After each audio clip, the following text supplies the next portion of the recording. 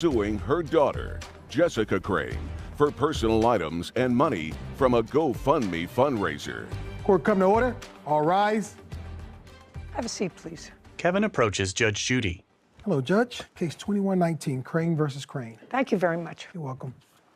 Well, Miss Crane, this is a very sad case. This is your daughter. Yes, it is. And I don't know how many children that you have, but I know that you had a son who was in medical school, who was, how old, 25 years old? 30. 30. Sounds as if he was a popular young man. He was in an outing with friends, and sadly, he drowned. Yes, he did. And that happened, women. just a second, and that happened when?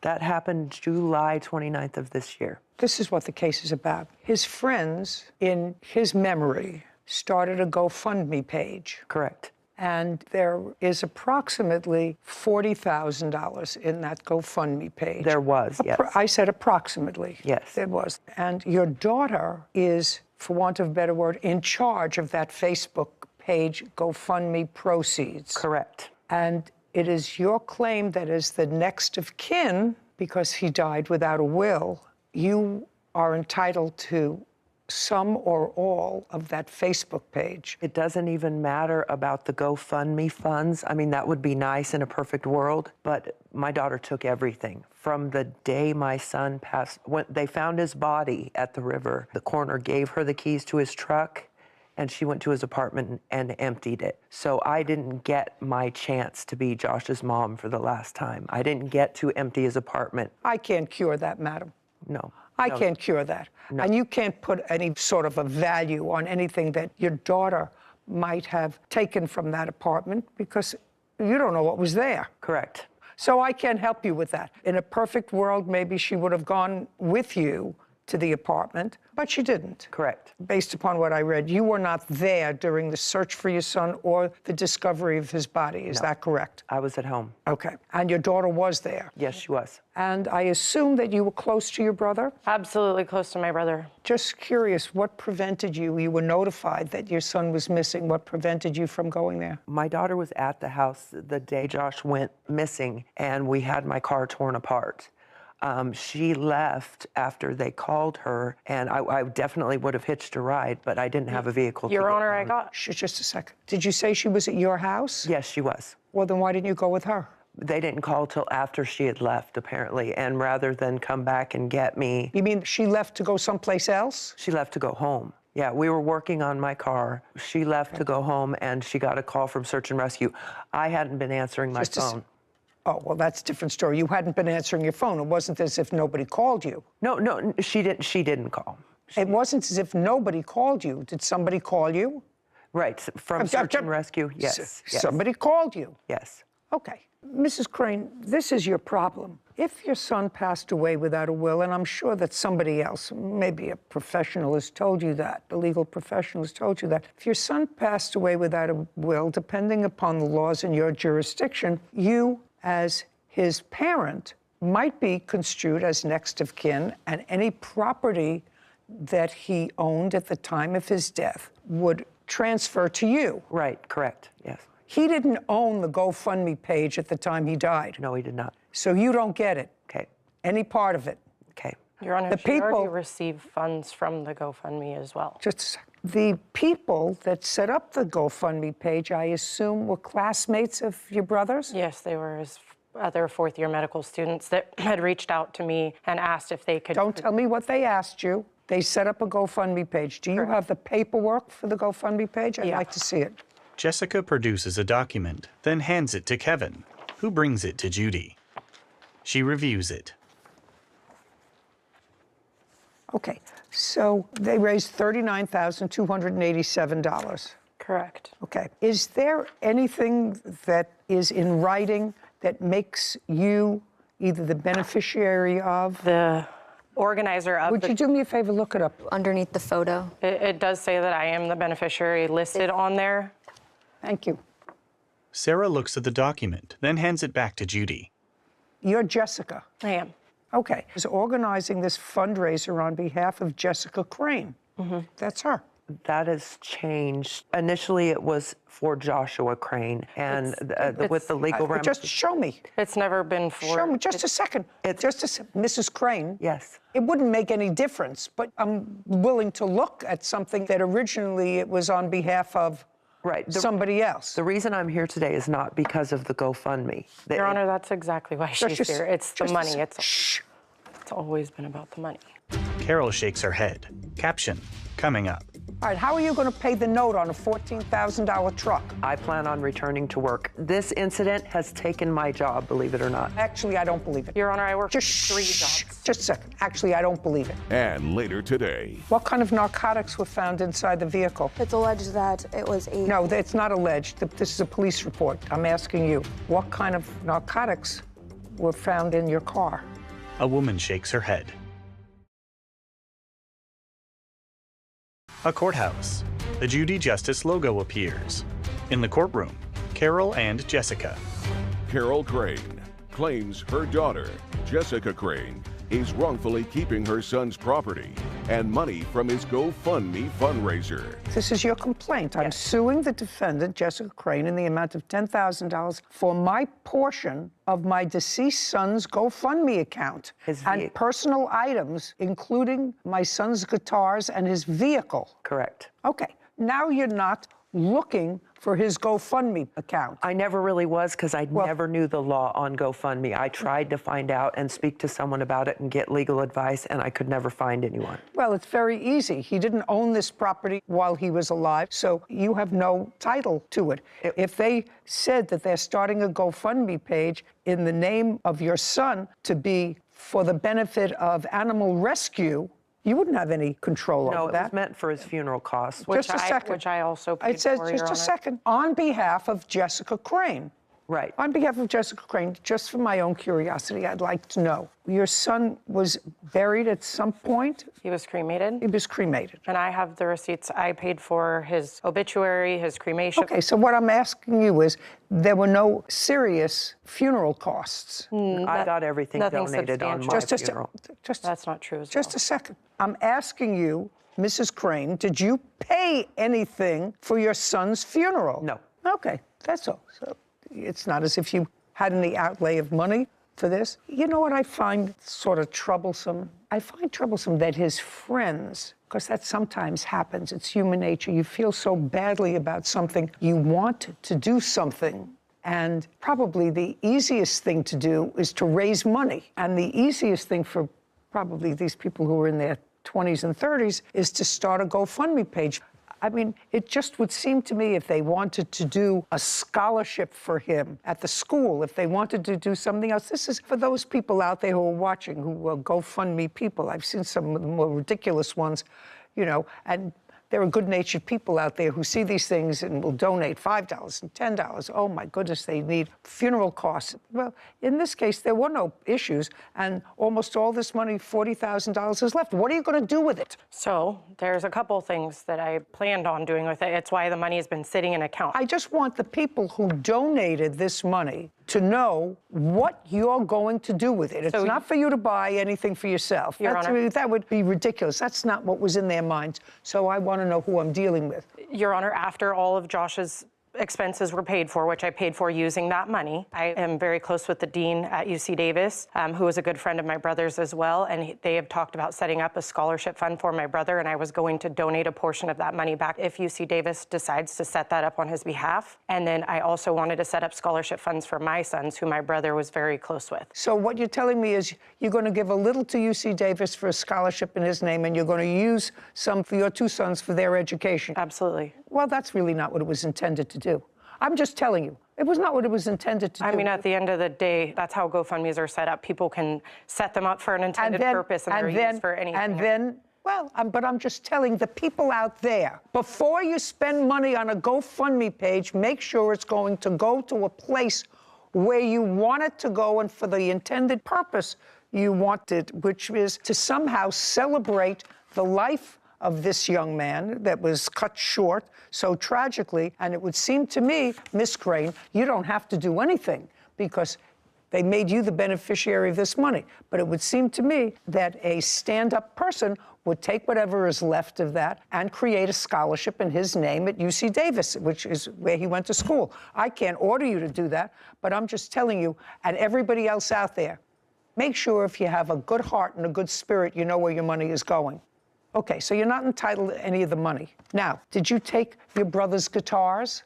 I cleared out my brother's entire apartment. Just a second. Yes, Your Honor. Just answer.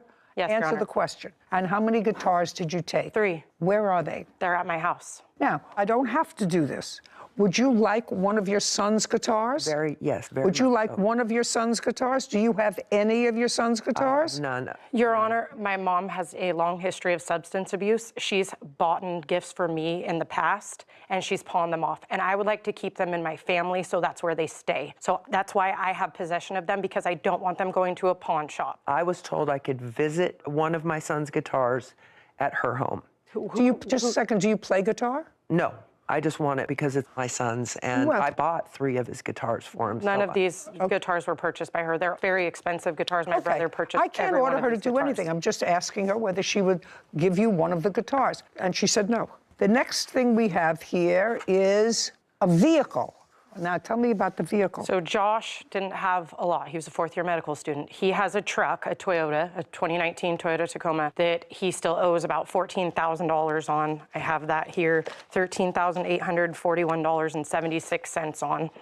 And at the time, his truck was at the boat launch where they found him. So when I met with the sheriffs, they gave me possession of the keys. They found his keys on his body, and they gave me his keys. So we brought the truck up to where we live in Northern California, took the truck up there, and it's been kept in storage until this is all sorted out. I personally wanted to keep the truck. I have the means to finance the truck in my name. I have the means to make a payment. She does not have the means to make a payment. She doesn't have a job. She doesn't have a driver's license. She can't provide insurance for it.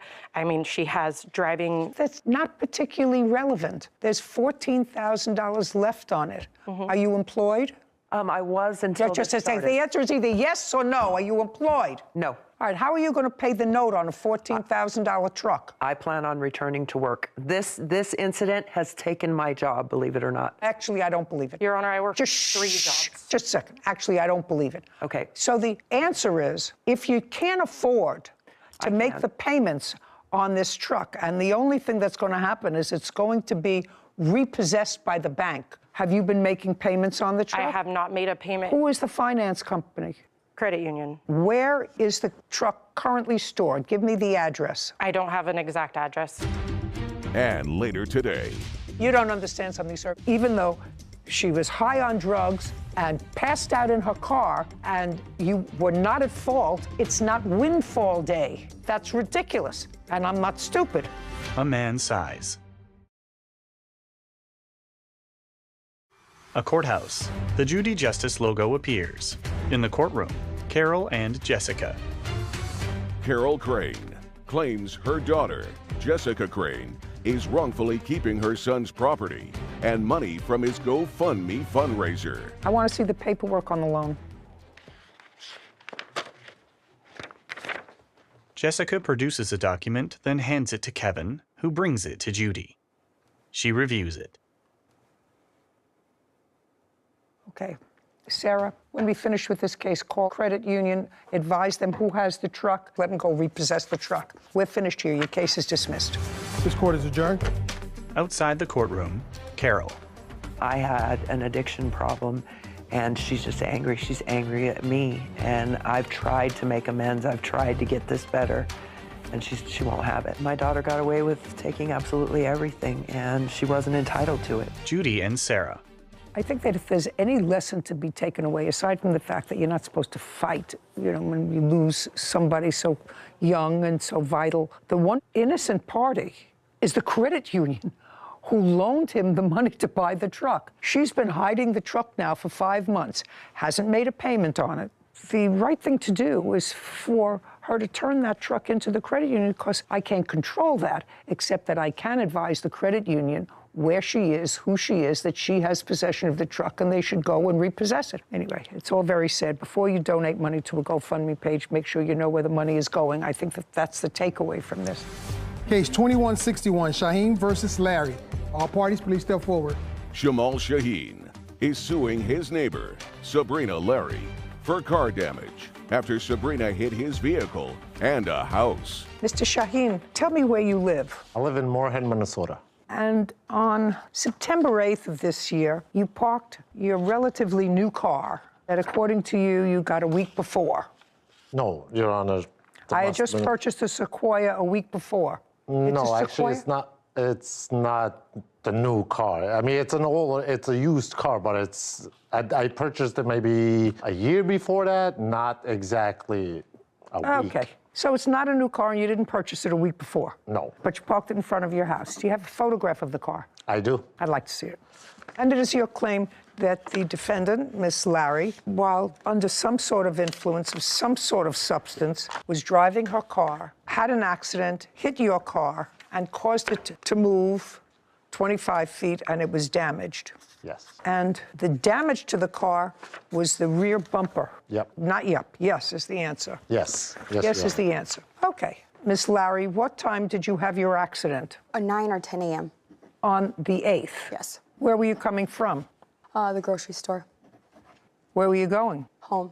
What kind of drugs had you taken? I was taking Benadryl, prescription medication. That's all I had. That's what I took. And Can I see the police report? You remember hitting his car? no. You remember the police coming to where your car stopped? No, I don't remember the police coming.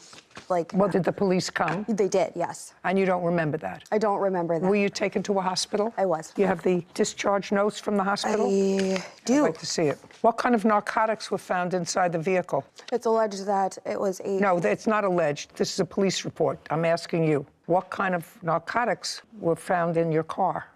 They said that they found a round blue pill that had an M30 on it. That's what it stated. Sarah, do me a favor. Sure. Look up under illegal drugs, M30. Sarah turns to Judy. So M30s imitate oxycodone obtained from a pharmacy, but when sold on the streets, the pills routinely contain fentanyl. Look up this name, Percocet. You smoke Percocet? How do you smoke Percocet?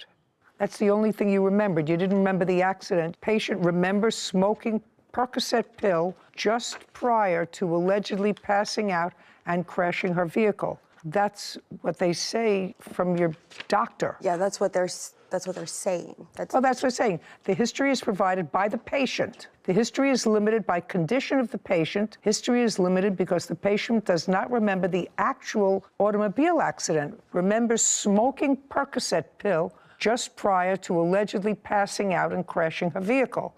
You think the doctor made that up? And they just so happen to have found this blue pill in your console in your car? That's what they are saying. Okay. You actually know you could have killed yourself. Yeah.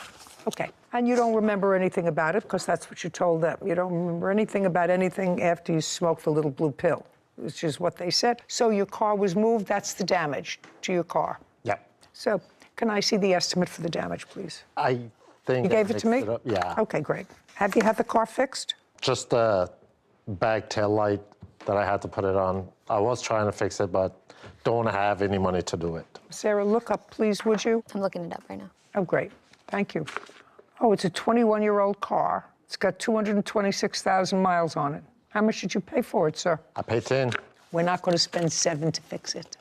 But that's how much it costs. You find somebody to do it less.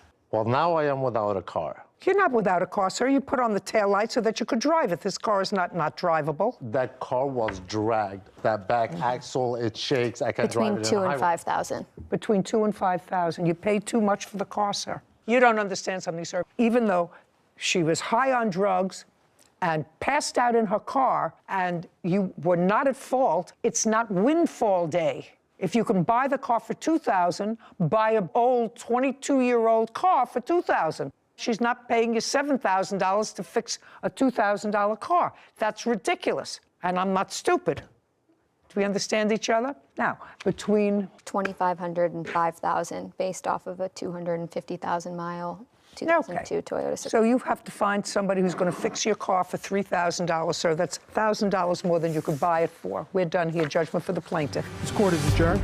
Outside the courtroom, Shamal, then Sabrina. I would remember if I hit a car, and I didn't. She ran into my car, run into a garage. I know exactly what I took. and it definitely wasn't narcotics. That area that I was living in, it's a really bad area. A lot of drugs are going on over there. I'm very, very lucky. I'm very blessed. Like she said, I could be dead. Sarah and Judy. Just the audacity of some plaintiffs to come in here with almost over. Olson for car damage. Court come to order. All rise. Judge Judy enters. Have a seat, please. Kevin. Hello, Judge. Case 2092, North versus Olson. Thank you. You're welcome. Ms. North, this is your daughter. Yes, ma'am. Why don't you have a seat? Because you actually weren't involved nor a witness to the incident. Are you the owner of the car? No, ma'am. Okay, why don't you have a seat? Tell me your first name. Bella. Bella. Bella, from what I gather from reading the papers, you and the defendant's daughter were good friends Yes, still are. and have been friends for a very long time. So, not a very difficult case. You were going to visit Miss Olson's daughter, Lotus. Yep. And according to you, you've done that innumerable times in the past. You were also 17 at the time? Yes. You went to visit Lotus, I'm trying to find the date in your complaint, on April 16th of 2022. Yes. And when you got to the house, which you had done many, many times before, according to you, you parked behind the defendant's car. Yes, I did. Was the defendant in her car at the time you parked your car? I did not see the car on when I pulled up behind it. I turned around for a moment to gather my things, to my backpack, my charger, everything. I then look up and I see the car is on. I never saw anyone. You never saw anyone get in the car? Yes, exactly. Okay. Now, could you tell me what kind of car were you driving? A 2001 Honda Accord. So a very small car. Yes, sedan. And you were in a large car, Miss Olson? Your car is a large car. Yes, Your Honor. What kind of car is it? It's a Suburban. Now, can you tell me why you parked behind her car? If you parked behind her car, you were blocking her in. Yes. So I parked behind her car because Lotus has told me in the past. You can't tell me anything that Lotus told you. Okay. I parked behind her car so that the driveway to my left was free for people to come in and out, because I am aware that she does have residents in her home, and I was... But that means that she couldn't get her car out if you were parked right behind her. Correct. Okay. Now, is there parking on the street, Mrs. Olson? Yes, Your Honor. May I see that? Heather hands a photo to Kevin, who brings it to Judy. No, I don't want to. Thank you. May I describe what is in the photo? Well, I'm just asking you, is there on-street parking here or not? It's not laid out, but you're allowed to park on the street. We have also additional parking next door at the neighbors. They've invited us to park. No, you can't tell me that they invited you. Sorry. I'm just asking whether Miss North could have parked someplace else. And the answer is she could have. It was more convenient to park behind your Suburban. Now, as you turned around to gather your backpack, according to your complaint, you felt something hit your car, your 21-year-old car, right? Yes. Would you look up 2001 Honda? Where did you get the car from? I got it from a small dealership in my town, Sarasota. Who purchased it? I did. For how much? $3,000. Okay. And you felt something hit your car? Yes. And then you looked up, according to what I read, and you saw the backup lights on. Yes, I looked up, saw the reverse lights on, waited, saw the car back up into me, hit my car, I honk, the car stops. The car then continues to reverse again, hitting my car. I honk, they stop. I then turn back on my car. I reverse away so she can get out, and then she proceeds to leave. Okay. And show me what the damage was to your car. Yes, ma'am. The Kelly Blue Book value is $2,500 to $3,500, so right in the range. Great. Bella hands a photo to Kevin, who brings it to Judy.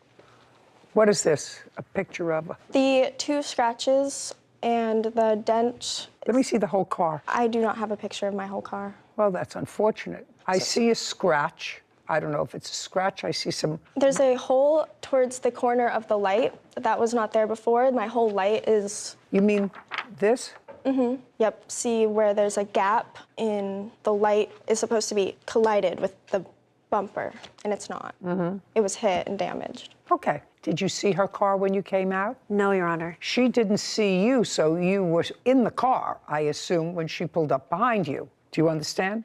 So she was in her car in her driveway when you pulled up in your car and blocked her car in. If you had seen her in the car, would you have parked behind her? No. So you didn't look to see whether she was in her car? No.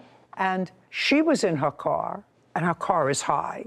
You look up, you have a big Suburban. You don't expect anybody to be stupid enough to park behind your car. You're in your car already, because clearly she didn't see you pull up because she was in her car, right? Now I'm going to ask you, because you say you don't remember hitting something or you weren't sure you hit anything. Is that your answer that I'm getting? When my other daughter drove up, parked the vehicle, left it running, ran inside the house, I ran out and, of course, checked behind me and drove out. I asked you a question. You didn't? I did not hit anything. Well, you don't remember hitting anything. Correct, Your Honor.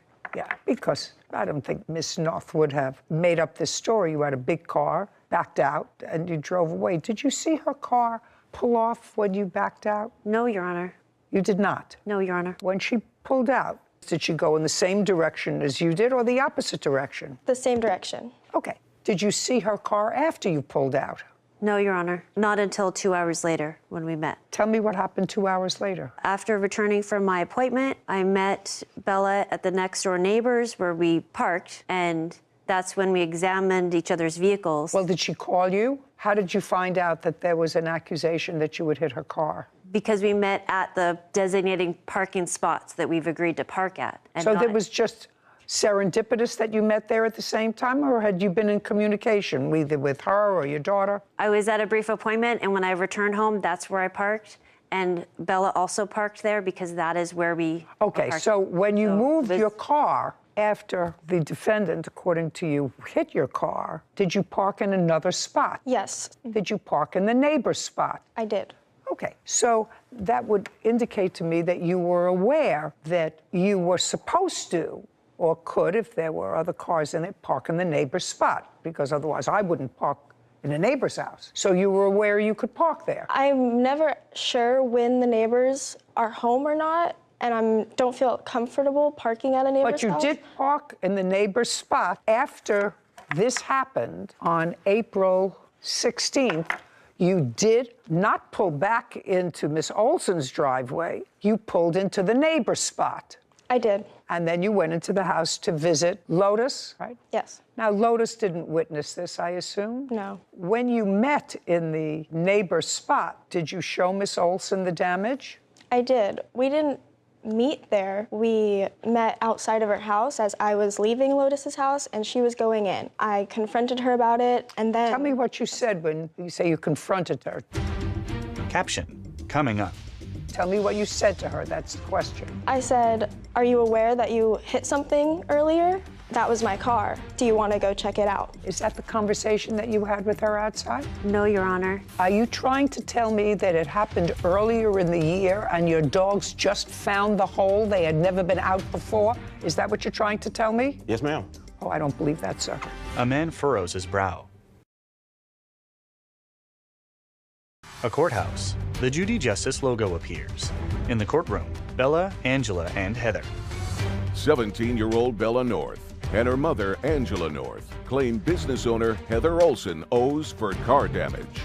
Okay, tell me what you said when you say you confronted her. Heather knew that she... Don't tell me what she knew. Tell Okay. me what you said to her. That's the question. I said, "Are you aware that you hit something earlier? That was my car. Do you want to go check it out?" And she said? Yes, of course. And? And then she did. She said, "Okay, the damage will probably be at least $600. And then she told me to go to an auto body shop, which I did. And she told me to get an estimate, which I did. And that was that. Okay. Is that the conversation that you had with her outside? No, Your Honor. Tell me your version of the conversation that you had with her. Will you acknowledge that you met her? Yes, when Bella and I met outside, she came at me accusing me of hitting her vehicle. Tell me what she said to you and you said to her. She did say that I hit her vehicle and asked me to look at her vehicle damage. Immediately, I agreed to go look at both vehicles, and we looked at both vehicles. We both took photos of both vehicles. There was minor damage all the way around her vehicle, and I could not see any damage on mine, and I could not understand. Just a second. Yes. Did you look at her vehicle No. at that time? Why not? We never looked at her vehicle. We only looked at mine. Well, she drove in her vehicle. Yes. Why wouldn't you look at her vehicle? It was about my vehicle. We were concerned with my damage. It was your damage, but you were contributorily negligent. I understand that, yeah. Well, you'd understand that, so you'd want to look at her vehicle too. Did you ever have a conversation with her and say to her, take her to a body shop? Yes, Your Honor, that is true. Okay. I said, go ahead and see if they can find any damage that could have been caused by an accident like that, because I didn't believe it, and I didn't remember ever hitting her. And I thought it would be more like $200. Bella did come back with an invoice for $600 or $700. And then that was shocking to me because I couldn't believe that there was any damage just from that. So it turned out that the body work she was going to have done was basically her entire bumper and both headlights, which seems like a lot. Which is not the damage that, even assuming arguendo that you caused, she only showed me a picture of one headlight. Can I see the estimate that you have? Do you want all three or just the one that she What do you want to tell me, Lotus? I was a witness to that conversation. Oh, I'd like to hear it. Yes. Stand up, move over. Are you living at home? No longer. When did you move out? I would say the second week of June. Did you have a fight with your mother about this event? No, I did not want to get involved. Great. Okay, tell me exactly what you heard your mother say. She said, this is my auto parts place, and if you go there, I will pay for those damages. Okay, do you remember that conversation? Basically, that's correct, that I said, go to this bodywork person that I know, because I thought he'd see that's silly and turn her away. But your daughter was making a statement. Is that the statement? Go to my body shop and I'll take care of it. Yes. Okay, fine. Can I see the receipt that makes it? Have a seat, please. Lotus sits. Kevin brings a document to Judy, who reviews it. This says customer pays $0, insurance pays $7.95. In my historical brain of information, an estimate from a body shop when they believe insurance is going to pay for it is always a little bit inflated. Did you have your car fixed? Not yet. Not yet. Okay. You agreed to pay for the damage. That's what you agreed to. I will tell you, if you had not agreed to pay for the damage, I would find the plaintiff 50% responsible for this accident. She was as negligent as you were in hitting her car, and I do believe that you hit her car. So absent an agreement by you to pay for the damage, I would actually split this between the two of you and find the plaintiff 50% contributorily negligent. But since you agreed to pay for the damage and you acknowledge you agreed to pay for the damage, I must rely on this bill, which is $795. Judgment for the plaintiff. Thank you. Thank Court you. is adjourned. I don't think it caused too much friction as we were never that close. Still in shock. Obviously, I'm still close with her daughter, so it hasn't caused too much friction. I agreed with your judgment to give the plaintiff a little bit of money, but I'm not so sure on the contributory negligence reasoning. I agree that parking behind someone's vehicle is never ideal, but if you're going to operate a motor vehicle, you have to check your surroundings. I think that people have to be more careful when they're driving. People have to be vigilant, but you know, just because there's an accident doesn't mean it has to be always someone's fault. Sure. That's why they invented the doctrine of contributory negligence. I actually think it was just lazy of the plaintiff to park in a spot. She wasn't paying attention to her surroundings because she didn't see the defendant in her car. The defendant ran into her car, didn't see the little car behind. I believe that they were equally responsible. But for the agreement that the defendant made, I would not have awarded her the whole thing. I would have awarded her 50%. Seemed like just a case of blind spots and bad timing. Yeah, that's true. Case 2078, Ali versus Miller. All parties, please step forward. Syed Ali is suing dog owner Abra Miller for car damage from a dog attack. Mr. Ali, you bought yourself a Tesla. Yes, ma'am. A new one? Yes. When did you buy it? I bought it on 6th of June. Of this year? Yes. How much did you pay for it, sir? 68. And there was a loan on the car? There's a loan on the car, yes. So you have full insurance on the car? Yes. What's your deductible? Deductible is $1,000. $1,000? Yes. This is what your case is about. You were going to check on a child's house of yours. Yes, ma'am. It's my son's house. I go there every day. We bought that house for my on my son's and my name. It's for my... Oh, so it's a house that's jointly owned by you and your son? Yes, ma'am. But you don't live there regularly? I don't live there. And where does Mr. Miller live? He lives on a different street, but his backyard and my backyard, they meet each other in the back. How long have you owned that house? Since 2014. Long time. Long time. Have you met Mr. Miller? I met him a few times, yes. Mr. Miller, you recall meeting Mr. Ali? Yes, ma'am, once. Okay, but you've met him? Yes, ma'am. Before June 6th? Yes, ma'am. And your son lives in the house.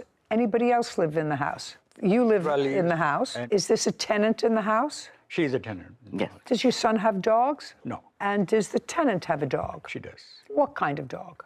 A Yorkie. You have a Yorkie? Yes. It's a small dog. Yes. Yes. So you have one Yorkie in the house. And you have 2 dogs. Yes, ma'am. What kind? A pit bull breed. Pit bull? Yes, ma'am. And the other? No, both are the same. Both are the same. One's actually the mom and the son. And how old are they? The mom's 10, the son's about 8. And you've had them for years? Since they were born. So June 16th, you go to check on the house. Yes. Tell me what you saw when you pulled up to the house. When I went there to the house to check my mail, I saw 2 dogs. Where did you see the 2 dogs? I saw them in the porch. On your porch? Yes. Okay. Had you ever seen those dogs before? No, I never saw them before. Could you describe them for me? They're a big size. They are black and white, and they're... You know. One was black and white or both black and white? No, the one is black and white, and I have some pictures of them. Oh, you took photos? Yes, ma'am. Yes, Judy. You took photos of them on the porch or initially when you saw them? After I saw them, I was walking out, then I took the picture. Okay, may I see the photograph? Take out the photographs of your dogs. Syed hands photos to Kevin, who brings them to Judy. Would you say, give me both photographs, please? Kevin collects photos from Abram, then brings them to Judy. She reviews the photos. I see. One is black. One is white. And one is fawn color and white. Are these pictures of your dogs? Those are pictures of my dogs. At his house? Yes, ma'am. Okay. So now, your dogs are out. You're not at his house, just your dogs. Just the dogs. Okay. So now I got it. So you took pictures of the dogs the day of this incident at your house? Yes. And these are your dogs? Yes, ma'am. Okay. Tell me what happened with your car. Caption coming up. Most states now exclude certain dogs from their policy. One that's right on top of the list are pit bulls. You are aware of that. Abram furrows his brow. A courthouse. The Judy Justice logo appears. In the courtroom, Syed and Abram. Syed Ali claims dog owner Abram Miller owes for car damage after his dogs attacked Syed's Tesla. Okay, tell me what happened with your car. Then I realized that I think maybe I need to get away from them because they were very ferocious and growling. And I quietly walked away from them, go to my car, lock myself in, and I said, I need to get out. So I saw them, they were jumping all around my car and biting everything. They were biting what? Biting the right side of the tire, this side, and the rim and all that. What your claim is that the dogs caused a substantial amount of damage to your car. Right. May I see the photographs of the damage? Yes, ma'am. Syed produces a photo, then hands it to Kevin. Kevin brings it to Judy, who reviews it. So the car had scratches on it, I see. And what about the wheel rim? Is that, you're also showing me the scratches on the wheel rim? Yes, they were biting all the rims and the tire, and they went into the front and bit on the bumper. May I see that? Syed produces another photo, then hands it to Kevin. He brings it to Judy, who reviews it. It depicts a scratched bumper.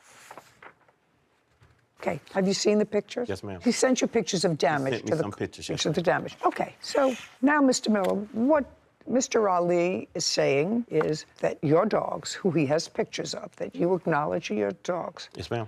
caused damage to his car that he had for a week, that he paid almost $70,000 for. The dogs were clearly outside of your control. They were out of your control because you acknowledge that the photographs of them are without collars, without leashes, nobody around them, and the photographs are taken at his house. I'd like to hear a defense. Your Honor, there was no way for my dogs to have done the damage. My dogs are older. One of them has no teeth. We have to put water and stuff on her food just so she can eat. The other dog's teeth are filed down. Both of them are up in age. My dogs have never harmed anyone. I have 10 cars of my own in my yard, and I've never had my dogs biting any tires, any damage. Mr. Miller. Yes, ma'am. That's why they call dogs dogs. They're animals. Yes, ma'am. Because on one dog, it looks as if the incisors are filed down a little bit. Still has teeth, but the incisors are filed down. Is what you're telling me that that was a natural process, or you had them filed down? No, ma'am. Absolutely natural. Absolutely not what? Absolutely natural. Absolutely natural. Okay, so the dogs still have teeth. They are smoother rather than sharp, but they still have teeth. Okay, but that's why they're dogs. You weren't there to witness this, so I have to assume that what the plaintiff tells me is true because his evidence is consistent with that. He has photographs of your dogs outside of your control, no collar, no leash, at his house. And he said that he took those pictures on the date of the incident, and he has damage to his car. Now, if somebody has that problem, they don't want to blame the wrong person. And the dogs he's identified as causing the damage are your dogs. I'm still waiting for a defense. You mean the fact that they've never done it before you think is a defense? No, ma'am, not. What were they doing outside of your control? They actually got out of my yard from a previous tenant of his dogs that dug a hole up under my gate. Just a second. So a previous tenant of his had a dog. I had several dogs. Several dogs. Yes, ma'am. Doesn't live there anymore, dug a hole under the fence. When did that happen? That was earlier that year. Okay, and when did you first discover it? I didn't realize it until after this incident. Are you trying to tell me that it happened earlier in the year and your dogs just found the hole? They had never been out before? Is that what you're trying to tell me? Yes, ma'am. Oh, I don't believe that, sir. You're responsible for his deductible. Did you have the car fixed? No, not yet, ma'am. Why not? I have an estimate, and I approached him of that, and I said, let's see if we can do something about this. Mr. Ali. Yes, sir. You Yes, have ma'am. insurance. Yes. And you have insurance for this type of problem. Yes, Judge. And you have a $1,000 deductible. Yes, Judge. Did you advise your insurance company? I wasn't, because I was trying to see what my good friend neighbor wants to do. Do you own your home? Yes, ma'am. Do you have homeowner's insurance? Yes, ma'am. Does the homeowner's insurance exclude your pit bulls? Do they exclude them? I'm not sure. Well, in what state do you live? Florida. In Florida. Would you look up and see what's the name of your insurance carrier? I'm not sure, Your Honor. I just switched insurance companies. Did you have insurance, homeowner's insurance in June? Yes, ma'am. You did? Absolutely. Well, did you inform your insurance company that there was a problem? No, ma'am. Why not? Because I was trying to get an understanding of what was going on. I'm just telling you what's going on. So now you know what's going on. Your dogs caused damage to his car. Most states now exclude certain dogs from their policy. One that's right on top of the list are pit bulls. You are aware of that. Yes, ma'am. And either you pay a higher premium or the insurance company says we're not insuring them. You do understand that? Yes, ma'am. Okay, so now you understand that your policy exclude your pit bulls. I don't think so. No, ma'am. Well, I don't know, and I don't know how to find that out unless you can give me a definitive answer, Sarah. It depends upon the insurance company. It does. Yeah, and you don't remember your insurance company. So, Mr. Ali, he's not paying the $8,000 that it's going to take to fix your car. That's what you have insurance for. Okay? But he's going to pay the deductible. You have insurance. It's a brand new car because you have a loan. So you must have insurance, which I'm sure you do. Yes, I do. Then if you were having a difficult time with Mr. Miller and his insurance, which I could probably understand because it may exclude his dogs from the policy, you have to advise your insurance company. And I don't understand why you didn't do that. But I was going to see if he wants to go ahead and fix it. Well, he's not paying $8,000 to fix it. He's going to pay the $1,000 deductible on your policy. He was suggesting me that he could just go and get a spray paint and paint that little thing. And I didn't like that idea. And I said, let's go to Tesla and have it done by the properly from... Absolutely, I agree with you. It's a brand new car. You should have it done by Tesla through your insurance. That's true. Yes. Good. Judgment for the plaintiff in the amount of $1,000, which covers your deductible. We're finished. This court is adjourned. Animal control said my dogs were so loving and peaceful. They showed no aggression to them. I mean, I like to have people as good neighbors. Even after they put the pole and the hoop around their necks, my dogs were wagging their tails. The neighbor's dog has some damage to my car. Arteaga for a loan. Court come to order. All rise. Judy enters. Have a seat, please. Kevin. Hello, Judge. Case number 2060, Baron versus Arteaga. Thank you. You're welcome. Ms. Barone, case is not a very difficult one. You met Mr. Artiega? Artiaga. Take your hands out of your pockets. At a bar? Yes. When? Back in June of 2021. Did you ever live together? No. You always maintained your own residence and he his? Yes, the apartment I owned was always underneath my name. But he never lived there? No. Good. But you bought a car. Yes. In what month and year did you buy a car? I ordered a Tesla back in, if I'm not mistaken, May. And May of what year? May of 2021. Was it a new car? Yes. Give me a rough number. How much was it? Out the door, 72,000. And what color did you order? Black. This is what the case is about, and it's going to take me very, very little time to resolve the case. You ordered the $72,000 car in black, and because of whatever strange reason, you wanted the car wrapped. Now, I think most people know what that means, and I think I know what that means. That means you take a perfectly good car and you put a different finish on it. Is that what it means? Yes. You buy a car that has a nice shiny finish and looks clean, and then you put something on it that, I don't know, looks like it's been sitting out under a volcano. I guess you could say that. What? I guess you could say that. I just did. And that cost money. It cost an additional, I think, according to the papers that I read, $3,800. No, it's $3,950. How much? $3,950. And you had some of that money, but you gave him, transferred to him, $1,800 on your credit card. Yeah, so it was an agreement made between... No, I didn't ask you. I didn't. You transferred to him $1,800 towards this wrap on his car. I made the payment for him. You made the payment for him on a credit card? Yes. And according to you, your arrangement was that he would pay you back monthly $100. Correct. You don't dispute that. She offered. Yeah, she offered. And you did, in fact, on 3 separate months, pay her back $100. Yes. And that means that in your view, it was a loan. Well, it was more of a gift. Well, then why would you pay her back $100 a month, Mr. Artiega? Because our finances are much different. What do you mean? I was getting a car. I ordered a car, so it was a gift for me. Because she already knew that I was looking for a PPF, which is a paint protection film. So I'm more... Listen to me. Yeah. You're not answering my question. You're doing a dance around my question. If it was a gift to you, this $1,800 towards the wrap for your car, why did you pay her back $300? To help her out. Yeah. And then you stopped, because that sounds ridiculous. You still have the Tesla? I still do. Yes. You making payments on it? Yes, ma'am. Good. What kind of work do you do? I'm an electrical superintendent. Expensive car. Indeed it is. You're a single guy? Yes. That's what single guys do with their money.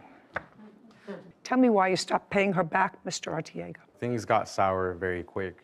So things got sour with the relationship? Yes. Okay. And is that when you stopped paying her? Yes. Good. Judgment for the plaintiff in the amount of $1,500 is what he owes you for the balance of the loan. Thank you. We're done. This court is adjourned. Annabelle. We broke up. It was a nasty breakup. There was bad feelings and tensions between the both of us. It was a bad breakup, yes, but there's a lot more details to it. It was just out of pettiness at the end of the day. Because she caused a lot of rift. I'm just not gonna loan out money to just anyone from here on out. I'm glad it's over. And I'm really happy I get my $1,500 back. Sarah and Judy. Now that we've been here for a little while and I've been learning from you and all these cases that we've seen, still, rule number 1, never give a boyfriend money and expect to ever see it again. You will never see it again. It gets messy, it gets entangled, and we see it time and time again. So it's just hits even harder at home. Have you noticed, Sarah, that it's probably 80-20 that women give money to boyfriends? At least what we've seen here, yes. You know, and if this is a microcosm of the world, and I don't know what that is, I haven't been able to figure it out. I've been doing this kind of business for 30 years, and I can't figure out why. Perfectly lovely young woman, guy's buying a $72,000 car and says, hey, babe, I'm short $1,800. Well, if you're short $1,800, buy a cheaper car. Yeah. You know, there are cars that cost less than $72,000. Anyway. But women should be smarter and not agree to do that. They ought to make mandatory watching these cases as part of a growing up process. A lot of great life lessons, for sure. Case 2073, Josephs versus Williams. All parties, Please step forward. Donnell Joseph is suing his niece, Tina Williams, and his sister, Martha Williams, for personal property. Mr. Joseph, these two ladies are your half-sisters? My half-sister and her daughter, my niece. So, what's your first name? Martha Williams. Martha is your half-sister. Yes. And your first name? Tina. Tina is your niece. Yes. And you and Martha have the same mother. Yes. Your mother had a house. The house was in her name. Your mother passed away in the early 70s. Yes. At that time, she was married to your father, not your father, correct? No. And your father lived in the house until he died. Yes. And he died in what year? 2018. Somehow the house, which had been in your mother's name, never went through a probate process. So as far as the law was concerned, the house remained in her name. It never went to her surviving spouse or her children when she passed away in the early 70s. What I'm reading is when your father passed away in 2018, the house sort of remained vacant for a while. For how long? Since he passed away. So nobody's lived there? Correct. And you knew your father passed away, I assume? Yes. And you knew your mother passed away? Yes. And after your mother passed away, she passed away in 1971 and 1972, did you ever visit with your father in that house? I visited with my father. I lived in the house. From when to when? Well, I lived in the house 1963 until like 72, and I started moving out. But I would still go back to the house because it's my family home. I want to know the last time, Mr. Joseph, you lived in the house. 1993. So almost 30 years ago. And where have you been the last 30 years? I've been in New York. I've been incarcerated. You've been incarcerated from when to when? 93 to 2012. So 1993 is when you last lived in the house? Correct. But you were released from prison in 2012? Yes. So for the last 10 years, you have not been back to the house? I've been back to the house, but not living there as a resident. Okay. So for 10 years. Right. As an adult, how old are you? I'm 64. As an adult, from age 54 to 64, you had access to the house, visited your father in the house. Right. Not before then. Right. Okay, and you haven't lived there full-time in decades. Correct. This is what your lawsuit wants. Caption, coming up. You had 10 years after you were released from prison to go and get these treasures, and you didn't do it. Because my father's house was like the treasure of all his children's property. As long as he has... As long as he had a bicycle or a Boy Scout book. Let's start being real. Okay.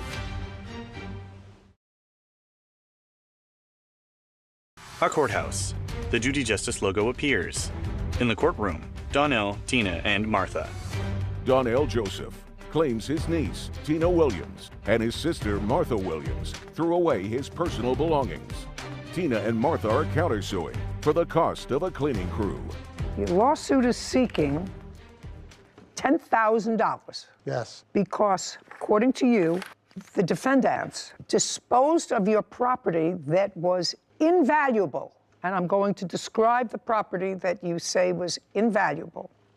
A 1911 Boy Scout handbook. Yes. That you treasure. Yes. You should have taken it out of the house in 30 years if you treasured it.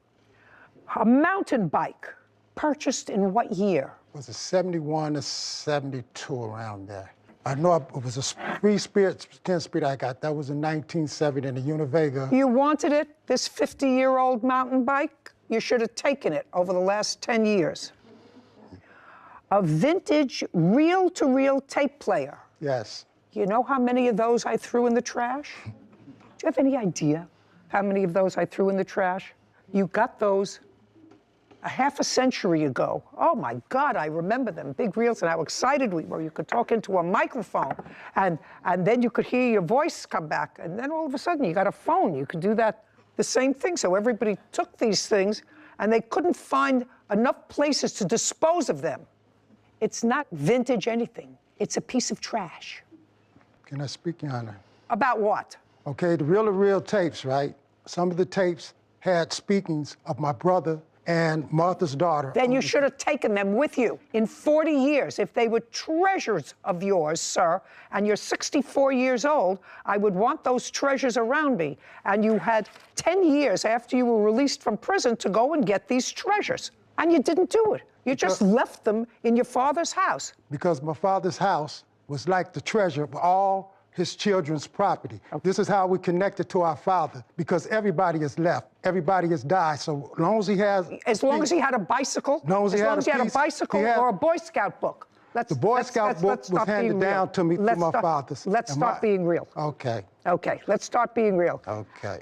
And the first draft of my published manuscript. Yes. Why didn't you take that with you?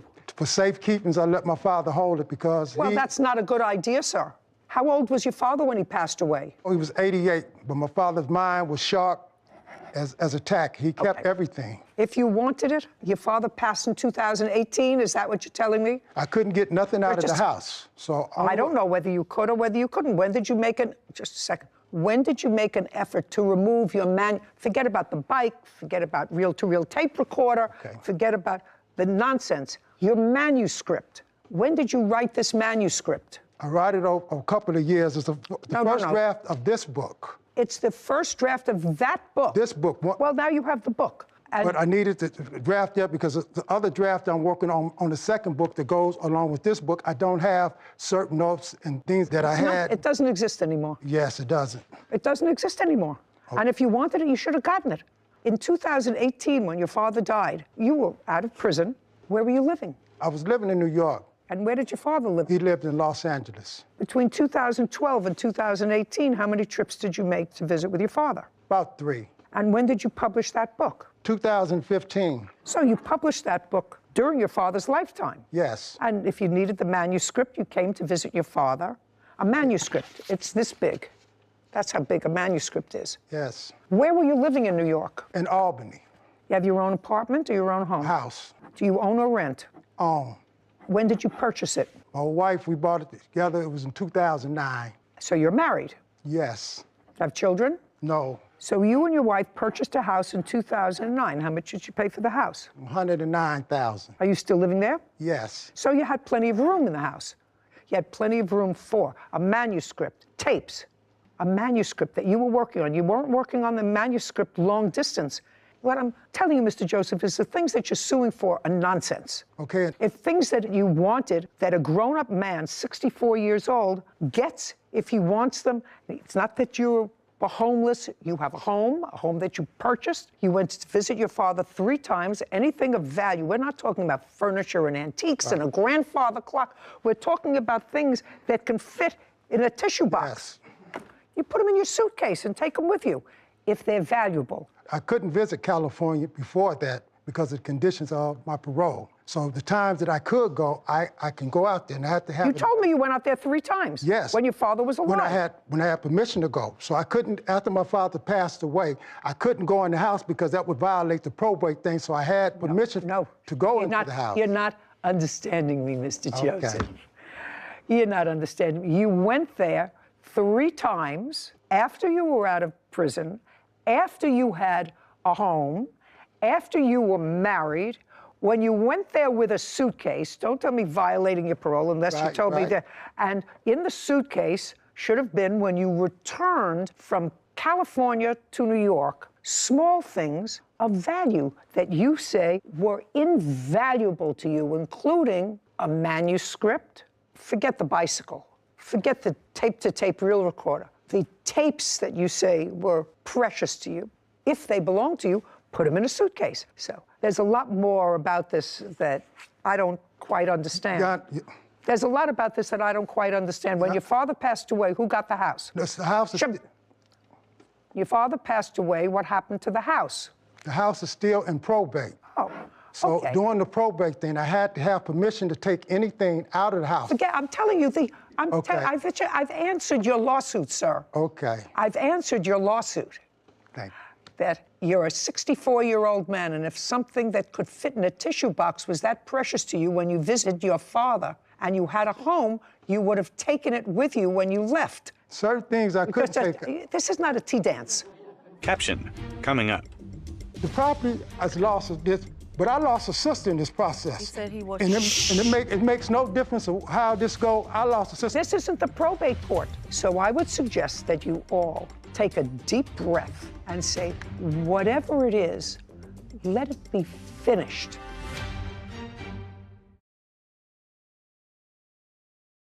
A courthouse. The Judy Justice logo appears. In the courtroom, Donnell, Tina, and Martha. Donnell Joseph claims his niece, Tina Williams, and his sister, Martha Williams, threw away his personal belongings. Tina and Martha are countersuing for the cost of a cleaning crew. I asked you if the house is still in probate, which is unfortunate because people didn't take care of the business. Who are the beneficiaries of the sale of the house? Me, my sister LaWanda, my half-brother Justin Joseph, my sister Sherry's 2 sons. Okay, let's try to clarify this. Are you the executor of the will? There's no will. My mom's the administrator of the probate. And I just got to be administrator. We had to go back and forth to court. We had no way of getting in and out of the house because we had no keys. Okay, and your father, I assume, had no will? He had no will. What's the value of the house? Well, we don't know because since Martha became the administrator, Just a second, what's the address of the house? My mom had the house appraised at $250,000. She's going to tell me. Sarah. So the off-market says it's approximating $464,000. It's a 3-bed, 1-bath, 858 square feet. And the estimate? The range is between 400 and 515. Ooh, well, the family has a valuable asset that has yet to be divided after all this time. It's a good lesson for everybody out there. Make a will. Now you can tell me. Thank you. My grandma, which is their mother, she bought the house on her own with my mom's last name, which is her dad's statement. It's her maiden name, who she was married to. We don't know if they were married. That's what we're going through in probate. It's a process, but the beneficiaries would be Donnell, my mom, and 2 heirs of a deceased sibling. Donnell has also been in jail for most of my life. He hasn't been to California at all, so I wanted to back that up as well. Well, he's not entitled to anything. Okay. If he wanted these items that were valuable to him, he should have taken them during his 64 years. The most safest place that I had in the world for my valuables to be held was my father. If you own a home in New York with your wife and you had an opportunity to take these valuable things because you said you visited with your father after 2009, then you should have taken them. And don't tell me it was the safest place because... Not only the safest thing, but my father, he lost 2 sons. And the only thing that he had in his house is the things that was left over from his children. And to take anything that was of value away from his children would have hurt my father. So the safest place for all our property. Mr. Joseph, you don't think you're going to prison hurt your father? Yes. Okay, That's why I changed my life around. Let's get real.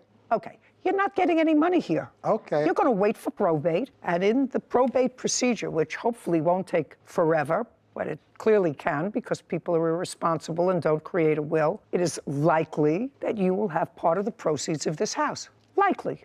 Only because if your mother passed away, and if she was in fact married to your father or lived with him at that time in California, if there was a common law relationship and they did have children together, then you as an offspring would be entitled, if there was no will, to part of the proceeds of this house. Yes. When she bought the house, she bought it as a married woman. So once she didn't buy it as a single property. That's something, Mr. Joseph, you don't have to convince me of. You have to convince the probate judge of. Okay. You also have the counterclaim that's ridiculous, and I'm not entertaining it. It's really just stupid. Stay with probate. When is the probate proceeding supposed to be finished? Well, we're going through a mandatory settlement. One thing I want to say, Your Honor, however this probate is, I wanted to, the property has lost this, but I lost a sister in this process. He said he was. And it makes no difference of how this go. I lost a sister. My niece, she's something else, but I love my sister. This isn't the probate court, Mr. I love Joseph. my sisters. This is not the probate court, Mr. Joseph. And I suggest that if you love your sister... She know I love her. Just a second. If you love your sister, and you're 64 years old... To me, and you're 64... When you know I love you. Shh. Mr. Joseph. Mr. Joseph. Yes. I know you can get emotional in situations where family is involved, and your sister clearly is sick because she's using oxygen.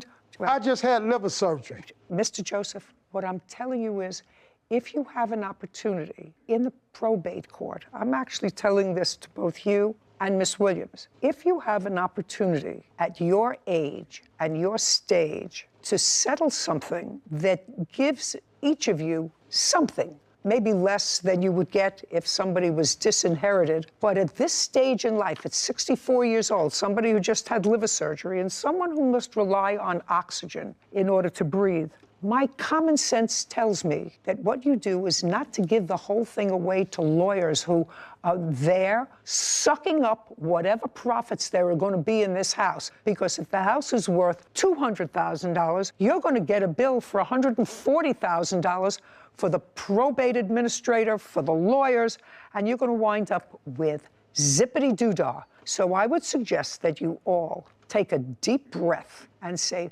whatever it is, let it be finished. You have no case, Mr. Joseph. Rely on the probate system. I wish you good luck. I said your countersuit's ridiculous, and I'm dismissing. I have proof. I want to tell you something. Your countersuit for having to rehire somebody to move is ridiculous. I'm telling you, rely on the probate court. We are done here. Would you please let me present my countersuit? No, I read it. I read it. I'm dismissing it on its face. We're done. This court is adjourned. Outside the courtroom, Donnell, then Martha. All I can say is I love my sister. Just the same thing that's happening, nothing. Whether it's a probate thing or not, that ain't gonna never change. I don't want to hear anything else. I'm always loving, because that's my sister. Let the probate court decide it. Sarah and Judy. You know, at 25, after doing season 1 of this show, I created and executed a will because this is a situation we've seen far too many times, and it's so unfortunate to see the breakdown of a family over something that could have been prevented had the mother, father, grandfather, grandmother created a will when they were alive to tell the rest of us how they'd prefer their property to be disposed of. It's fascinating to me that their mother is gone for 50 years. And for 50 years, that title to that house, which is a... Never got flagged, never was... Nobody ever thought about it. Yeah. And the father lived there for 40 years. Must have at least paid the taxes and maintenance because on it. it did, absolutely. And then he's gone, and everybody is in this awful state of limbo. And you know what it is with all those siblings and half-siblings and grandchildren and whatever.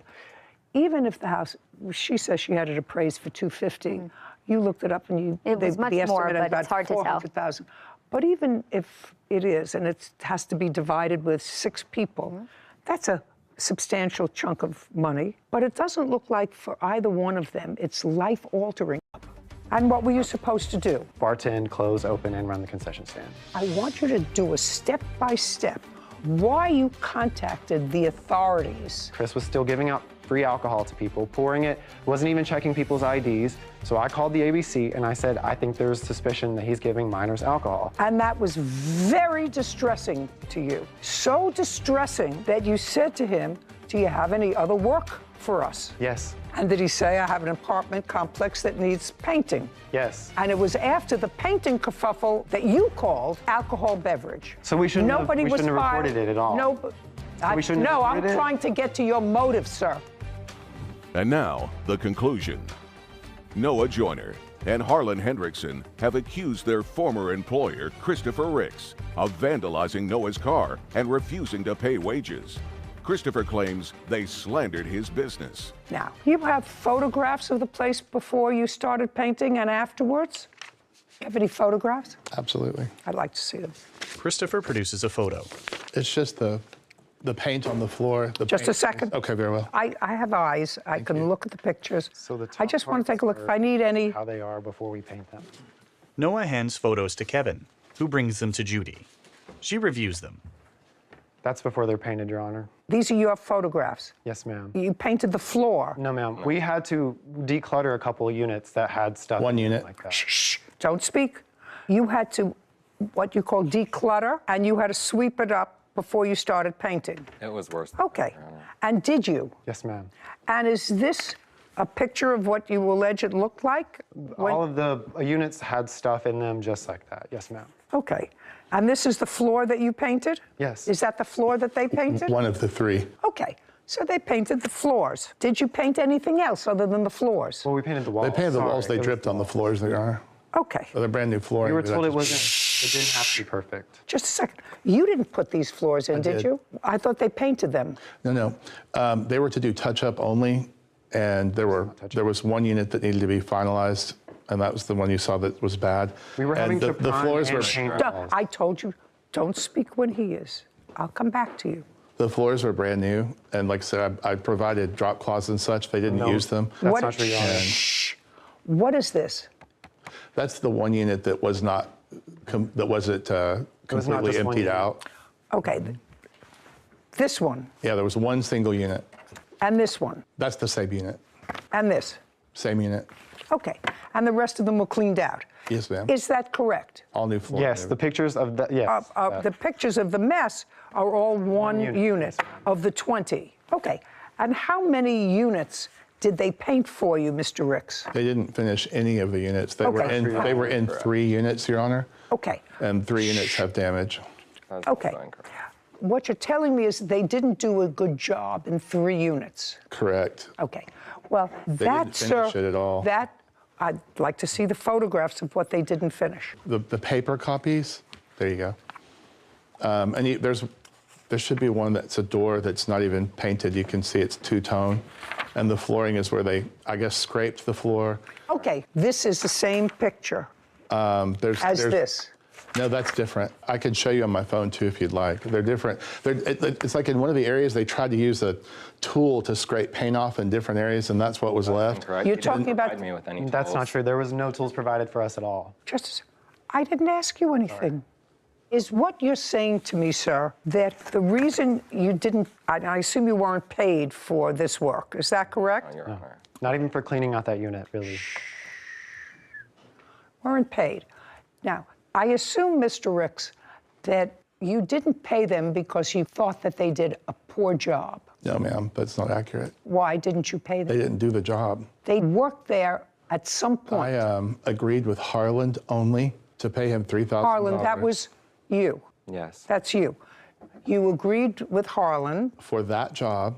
Yes. Your Honor, that's for incorrect. $3,000. You're almost finished. Do you understand? You're almost done. 1, 2, 3 warnings, then I'm finished with you. And it wouldn't bother me at all. I have to tell you, it wouldn't bother me at all. Now, what arrangement did you make as far as payment is concerned? On June... Mr. Hendrickson started the job first on June 23rd. He was to meet me, and he did. He was late. He was supposed to meet me early. I showed him the whole scope of the project because he hadn't been there, and what I wanted done, what I expected. And we agreed on the price of $3,000. And after they got halfway done, which was 10 units, I would pay them $1,500. And then when they were complete, I would pay the entire $3,000. They didn't get past 3, Your Honor. 3 of the 20. Yes, ma'am. And they didn't finish any of those at all. Okay. What I'm saying to you, Mr. Ricks, you took one guy. Right. Who you didn't know from a hole in the wall. Yes, ma'am. You took a second guy who you knew was there because I believe that you knew he was there painting with Mr. Right. Joyner. Mr. Hendricks actually fired him twice. You can see in text message if you need to see that. You mean Mr. Hendrickson fired Mr. Joyner? Yeah, he says right here. Oh, correct, Your Honor. Just a second. Well, let me just pull up the text message since it's so But you do know that Mr. Joyner was there. Yes, ma'am. Okay. It was a group. They decided to do a group thing. This is right here it says, never mind, no one's not going to help me anymore. Group chat. And then there's an additional where he says again that I'm going to let Noah have a couple of days off. Just a second. Mr. Hendrickson, so on the 29th, you indicated to Mr. Ricks that Noah, that would be you, is not going to be helping me anymore. Yes. Yes, and you want to tell me why?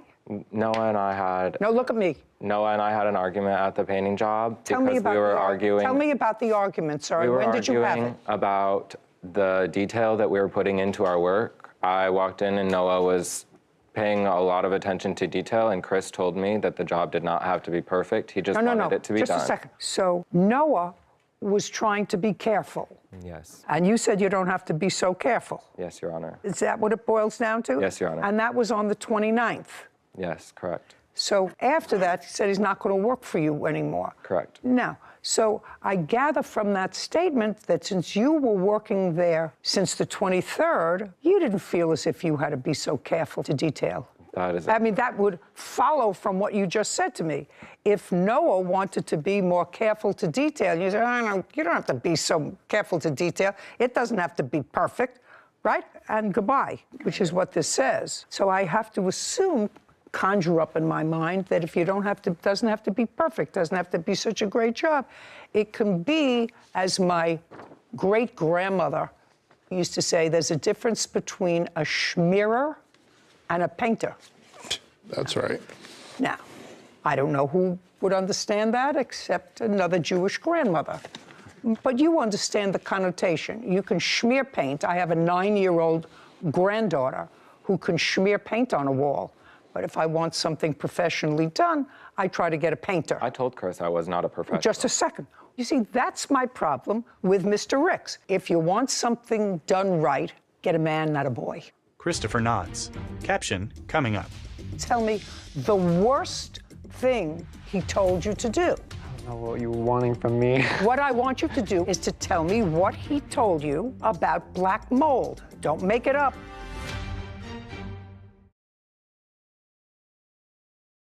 A courthouse. The Judy Justice logo appears. In the courtroom, Noah, Harlan, and Christopher. Defendant Christopher Ricks claims Noah Joyner and Harlan Hendrickson slandered his business on social media. Noah and Harlan say they were not paid for painting Christopher's apartment complex. Now, if I wanted somebody to work on one of my cars, I would not get somebody off the street who was selling popcorn at a concession stand and say to them, by the way, my car over there needs a new battery. Now, would I take my car back to the same dealership?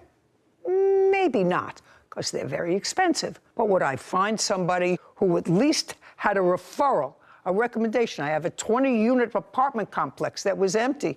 You want to use it as a business. You don't hire 2 schmearers to go and take care of your property. But you have to, if you didn't like their work, fire them. And if their work was not complete and only 3 units were touched, which I don't think that they argue with. So far, that's correct, Mr. Hendrickson? That is incorrect. How many units did you 5. paint? 5. And I actually painted 7, but I didn't complete the last 2. I just did the trim in it. So you completed 5 units out of 20. Yes. I'm giving him the benefit of the doubt. And you agreed to $3,000. That's incorrect, Your Honor. How much? We did not have a meeting to talk about a payment until the 29th, and that was actually part of the reason that him and I were arguing. Chris and I and Noah met at a coffee shop, and we spoke about how much we would be getting paid. We agreed on a $3,000 price for the end of the month of July because Christopher was supposed to be going on a vacation until July 20th. So the $3,000 was mentioned. It was mentioned, and then he told me and Noah, Chris told me and Noah that on the 30th, he would pay us half of what he was going to be paying us. Just a second. You were hired to paint 20 units. Yes, Your Honor. You painted 5, which is 1/4 of the $3,000. Yes, ma'am. Let's say those apartments were complete, not satisfactorily to him, but now you both agree that the $3,000 price was mentioned for the 20 units. Yes. It would be $750 if they did 5 units. That's all, $750. That would be $750 if you completed only 1/4 of them. Okay. Did you pay them any money for painting, yes or no? No. Okay, good. So best case scenario for the painting is $750. And I haven't gotten to his counterclaim yet, but you have one more claim. And your claim is that Mr. Ricks vandalized your car by throwing paint on it. Sure. Tell me when that happened. We woke up July 20th, 2020. 7:20. Where did you wake up? At our house, our apartment. Hot Springs, Okay, Arkansas. tell me what happened. I woke up to my car being splattered with the same color paint that we were using in his apartments. Okay, so your car had paint on it when you woke up. Did you see anybody do it? No, ma'am. Just let me take a look at the photograph. Noah hands a photo to Kevin, who brings it to Judy. She reviews a photo of a paint-splattered car. Okay. Did you file a police report? Yes, ma'am. I'd like to see it. Noah hands a document to Kevin, who brings it to Judy. She reviews it.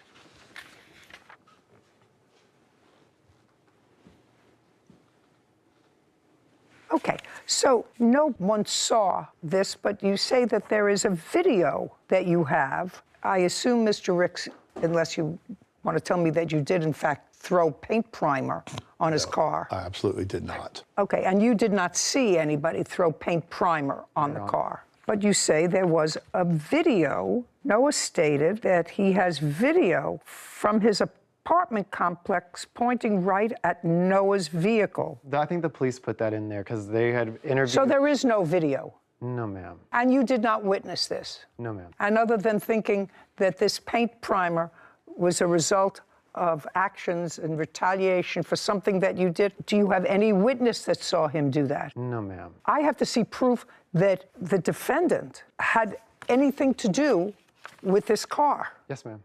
Okay? Did you take the car in to be cleaned? Yes, I cleaned it myself just to avoid further damage. Yes. But after I cleaned it, I took it to the auto body shop to see what the actual repair. Okay, do you have pictures of it after you cleaned it? After we cleaned it, it looked somewhat like this. And then we had to take it to the body shop.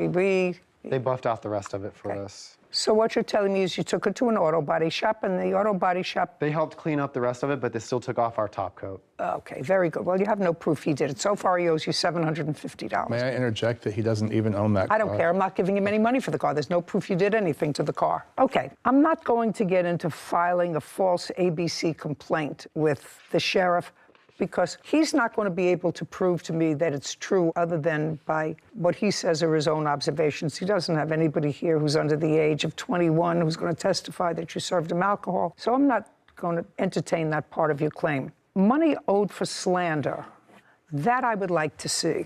That's your cross complaint. So far, plaintiff has $750 for painting 1/4 of the places that he was contracted to do. This is the first document, and I had calls just pour in, wanting to know if I'd seen it. And Just then, a second. Don't tell me you had calls pouring in, sir, because that's ma'am. hearsay. What's the date on this? This one that I'm reading. I says 1 day ago. It was around the first couple of weeks of July. Okay. I'd like you to tell me, Mr. Joyner, the conversation, where it took place and under what circumstances, when you had a conversation with Mr. Ricks about covering up certain hazards. I'd like to hear that. What would you like to hear? I'd like to hear where the conversation took place, exactly what you said to him and what he said to you. Where it took place? Yes, where it took place, exactly what you said to him and exactly what he said to you. I'm confused. So, like, what is? We are on now. I know the post about a post. Yeah. We're on now a post. So I want you to tell me when you had the conversation, where you were, and what you said to him, mostly what he said to you, about covering up certain things with paint. Okay, yes, ma'am. So we were told to cover up holes and stuff with caulking and then paint over it. And then we were told that Now look at me. I was told to go declutter one of the units that had a bunch of old parquet tile, ceramic tiles piled high to the ceiling with old ceiling fans deteriorating. Yeah, that was the unit that was on site. Go ahead. Right. And? So he told me that I want you to tell me the worst thing he told you to do in the apartment complex. Tell me the worst thing he told you to do. There was a lot of terrible... No. Just stop and think of what is the worst thing he told you to do, the worst instruction he gave you. Pretty much that I should just do it without the proper protective... No, that's general, sir. Okay. I asked you specific. You posted something about him, about his apartment complex, about the work that you were doing, and I want you to tell me the worst thing he told you to make short shrift of or to cover up. Water damage, black mold. Okay, let's go to black mold. When did you have a discussion with him about black mold? Where were you? He told me to declutter the apartment. So that would be Wednesday, June. So there was one apartment that he told you to declutter. Okay, and that would be June what? Monday, June 27th. I think that's what that... Was he there in person? Yes, ma'am. Okay, so I'd like you to tell me what he said to you and what you said to him. Told me to go... Look here. Told me to declutter the unit, take out all of it, throw it away, and to just... No, don't look over there. To clean, just to clean it, basically. To clean it. So that it would be ready to be painted. And? I did. I cleaned it. And? I'm done. You done? I don't know what else to say. That's... Well, I want you to clean it. Doesn't tell me anything about black mold. I don't know what you were wanting from me. What I want you to do is to tell me what he told you about black mold. Don't make it up. Caption: Coming up. Your post, based upon your testimony, was slanderous. I got confused. I don't know what you were really trying to ask out of me. I asked you specific questions. You gave me answers. Now is not the time to play catch up.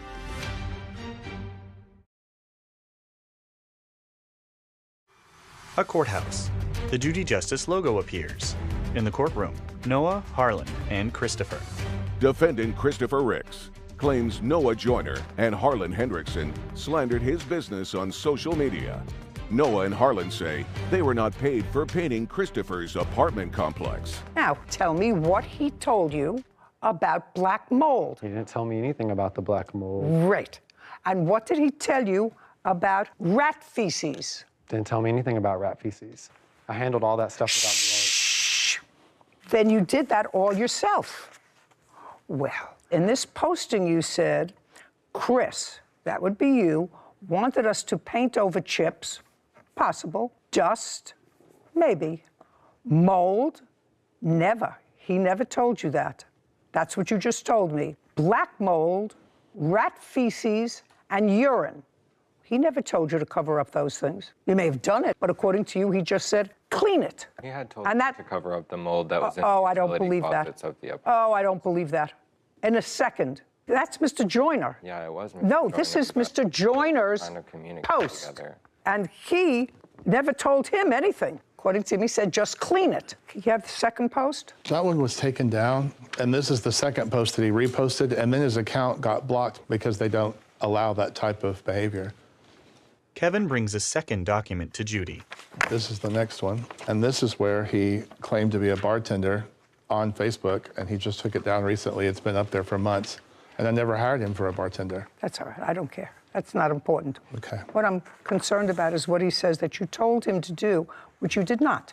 Right. He acknowledges you did not. Now, you have no witnesses here. I was going to bring one person, and she's got COVID. Shoulda, woulda, coulda. You have yes, no I have witnesses no one. here. I have no one, Your Honor. Very good. Okay. I find that the things that you posted are slanderous with regard to what he instructed you to do, Mr. Joyner. You were the posting person as far as covering up black mold, feces, and urine, and therefore to beware of Rick's Realty. Your post, based upon your testimony, was slanderous because he never told you that. So. But you never really cleared that. I'm sorry. You never really cleared it up. I got confused. I don't know what you were really trying to ask out of me. Yeah, just a second. It was I don't care told to me that I needed to take care of all that stuff and throw it away. Yes, ma'am. It was told to me that. That's why I posted. It was a warning as to so no one else would have to deal with that same stuff. Very good. Very good. I'm ruling now, so now it's my time. I asked you specific questions. You gave me answers. Now is not the time to play catch up. I find that by posting that he instructed you to cover up black mold, people responded to actually, and rat feces, I don't know how you cover rat feces and urine with paint, and to stay away from his place of business without cause, because what you told me was, he told me to clean it up, that's slanderous. And so on the counterclaim that he has for slander, I am awarding him $2,750. That's a net to him of $2,000 because your claim of $750 for wages is absorbed by his counterclaim. So on your claim, you get zero, zippity-doo-dah. I'm awarding him $2,000 for slander. We're done here. Thank you very much. What about the damages, We Your are Honor? finished. Hire a professional, Mr. Riggs. You want a schmearer, that's what you get. This court is adjourned. Noah, then Christopher. Regardless of terminology and how things got messed up, why would you expect someone to clean up rat feces, all of this stuff, and do it for free? It's clear no good deed goes unpunished. I tried to help those kids. Don't understand any of this, really. Well, they were trying to extort money from me and not do work and be lazy and just get paid for work they didn't do. We're trying to move on. We're gonna move on. You kind of try to give people chances when they're down on their luck. I've always been a philanthropist, try to help people out, and sometimes you get burned. Judy and Sarah. First of all, if you're an employee and you're working either by the hour or by the day, you're not a weekly employee or a bi-weekly salaried employee, you're supposed to keep track of the hours where you work, especially if you want to, if there is a potential of suing later for them. As the plaintiff, that is your burden. I was interested to see that you were willing to take that information from the defendant, because if it were me, if the plaintiff didn't have it, that's not the defendant's burden to prove the plaintiff's case. So I knew you did it to sort of round out the sides of the case, but I think that if you as the plaintiff want to come here and ask the court for money, you better have your ducks in a row. And well, that's true. That was true. That was probably an error for me. Not that he got anything, but... We got where we needed to go. We got where we needed to go, but that's true. It's not the defendant's burden. Yeah. Although the defendant acknowledged that he worked for him. He did. Very forthcoming and honest. So, but that, again, played better for the defendant, as we saw in the ruling, that he was professional. You're supposed to have your ducks in a row. Yes, and as a plaintiff, you don't get any money if you can't even keep track of the hours that you work. The second thing is that the call to alcohol and beverage, you know, if you feel as if you're doing a public service by reporting behavior that you think could be potentially dangerous, I support that. But if you're doing it as a retaliatory act and you don't do it immediately, it's like reporting suspected child abuse. If you see a child being abused or neglected and you do nothing and wait a month until you have a fight with the person who is the abuser, that creates a suspicion that it's vindictive and there's a motive to lie. Of course. Because it wasn't done immediately. And they sought another job from the same man after reporting him. After an accident. Court come to order. All rise. Judge Judy enters. Have a seat, please. Kevin approaches. Hello, Judge. Case 2159, Baker versus Escobar. Thank you. You're welcome. This case involves an automobile accident. Ms. Baker, you are seeking $10,000 from Mr. Escobar, who you claim caused the accident and you a lot of grief. The accident happened on what date? It happened on May the 18th, 2021. Was your car insured at the time? Yes. Yes. And your car was insured at the time? Yes. Great. I don't want you to get into the specifics of the accident just yet. What I'd like you to tell me was, prior to May 18th, who were you working for? Brand Lighting. What were you doing for them? I drove a forklift. I load and unload trailers. How long had you worked for them? About a year and a half. Prior to that, where did you work? I think it was distribution. From when to when? I worked for them for about 4 years. Prior to that, were you constantly employed or were you on disability? Yes, no, I was constantly employed. I was constantly employed. Okay, prior to working for the place where you had been working in May, were you ever on any sort of disability? Yeah, From when to when? May the 19th, I applied for disability because I went to the doctor. I'm not talking about it as a result of this accident, Ms. Baker. I'm asking you, were you ever on disability before this accident? No. You were injured before this accident. You had a back injury before this accident. When did that take place? That happened in 1999. And what happened in 1999? We had opened up the PIC module and the supervisors was there and we was walking them to show them the new opening of it. And the floors was made out of gates, but the gates wasn't pushed together and so my foot slipped down between there and my back slammed into one of the steel beams. And were you out on any sort of a disability after 1999? Yes, ma'am. From when to when? Well, I was out on disability with that, and I was out for 2 years. I'm talking about. Yeah, I was out for 2 years. In 1999. How long were you out on disability? I was out for 2 years. And the nature of your disability was the back injury? Yes, ma'am. So you went back to work in 2001? Yes, ma'am. For whom? Hospital. What were you doing there? I was a supervisor in the storeroom. How long were you working there? I worked for 3 years. After 2001, was there ever a period of time that you went back on disability? I'm trying to think, yes. And from what year to what year? I want to say it was like 2005. My thumb got amputated off of my hand at work. And how long were you out on disability? A year and a half. After that? I think that's it for the disability. I went to work after that. This accident occurred on May 18th, 2021. After May 18th, 2021, did you go on disability? Yes. From when to when? From May of 2021 to August of 2022. And the nature of your disability on all 3 occasions was injury to your back? No, one of them was when my thumb got amputated off of my right hand. Did you have any surgery on your back ever? No, ma'am. And you received disability from May of 2021 to August of 2022 in what amount? I think it was $1,160 every 2 weeks. So about $2,200 a month? Yes. And what happened in August of 2022? Benefits was exonerated. Ceased? Yes. And you went back to work? No, I have not been back to work. How are you supporting yourself now? I just applied for unemployment right now to try to help me with my bills and my rent because I'm behind in everything. May 2021, what was the date of the accident? May 18th, 2021. According to your complaint, you were traveling in the right lane of a highway. The defendant was traveling in the middle lane? Correct. And he veered off into your lane in order to make a right turn, struck your car. Yes, Your Honor. Okay. He says not true. His response says that he was in the middle lane, he was going into the right lane, and you sped up and wouldn't let him in. Is that what your defense is? And your cars collided. Or she hit you? Correct, Your Honor. Okay. That is not true. And the damage to your car, which was the red car, was where? He caught me from when I swerved, so he caught me from the side and he slid up to the bumper. So he hit the bumper right there and that part of it. Do you have photographs? I do. I have photos. I'd like to take Your a Honor. look at the photographs, please. Melissa hands a photo to Kevin, who brings it to Judy. So may I explain to you what happened, Your Honor? With what? May I explain to you how the incident occurred? Caption, coming up.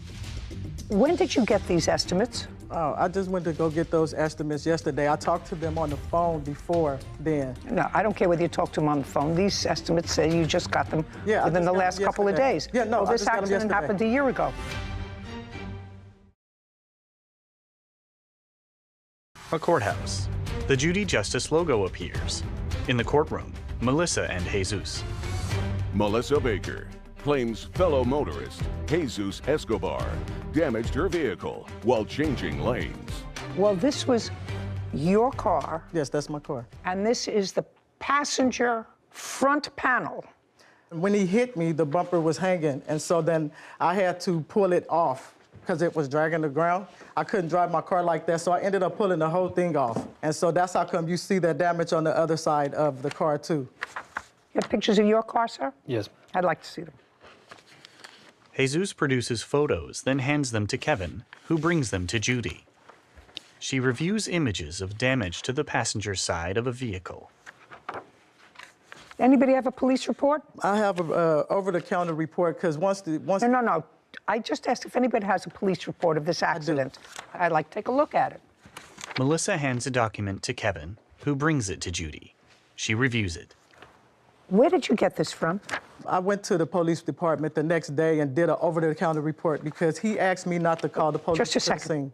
My question to you is, where did you get this from to make a picture of it? Oh, I had took a picture of it with my phone and emailed it to my attorneys. And so when they sent me a collective packet, that's how they sent it back to me. Did either one of you receive a citation or a ticket as a result of this accident? No, Your Honor. No, Your Honor. Were the police called? No, Your Honor. Why not? Mr. Escobar, when he got out the car, he asked me if I was okay, and he asked me not to call the police because he's a truck driver and he did not want that point on his driver's license. He also asked for me to pull over to the side of the road over on 4th Street so that we wouldn't be blocking the intersection and the traffic. Well, that's a good idea. I took a picture of his insurance information. You remember that conversation, Mr. Escobar? Yes, Your Honor.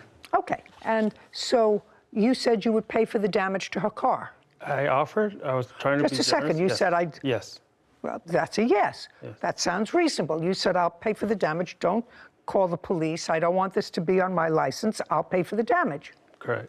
Right? Just bored to it, but hopefully I could have a chance to tell you what my side of the story is. But yes, that's what I said. I passed your side of the story. Okay. Now I have an accident. You say one thing, she says another. We're moving on to the next issue. The next issue is she says, and you acknowledge that you told her, please don't call the police. I'll pay for the damage. Correct. I don't want to go through my insurance. Yes. Okay, so you agreed to pay for her damage. Yes. Do you have an estimate for your damage? Yes, I do, Your Honor. I'd like to take a look at it. So I actually have two different estimates. Did you ever have the car fixed? No. Okay. Melissa hands documents to Kevin, who brings them to Judy. Thank you. She reviews them. What kind of car is this and what year? It's a 2012 Kia Optima. And you own that outright? Yes.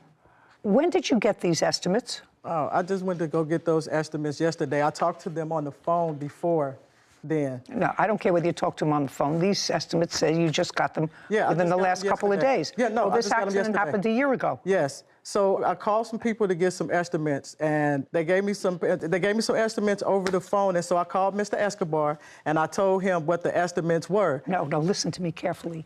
What you just gave me were estimates that you got 2 days ago, which is a year and a half after this accident. Right. Well, okay, I want to know where the estimate is for $1,700.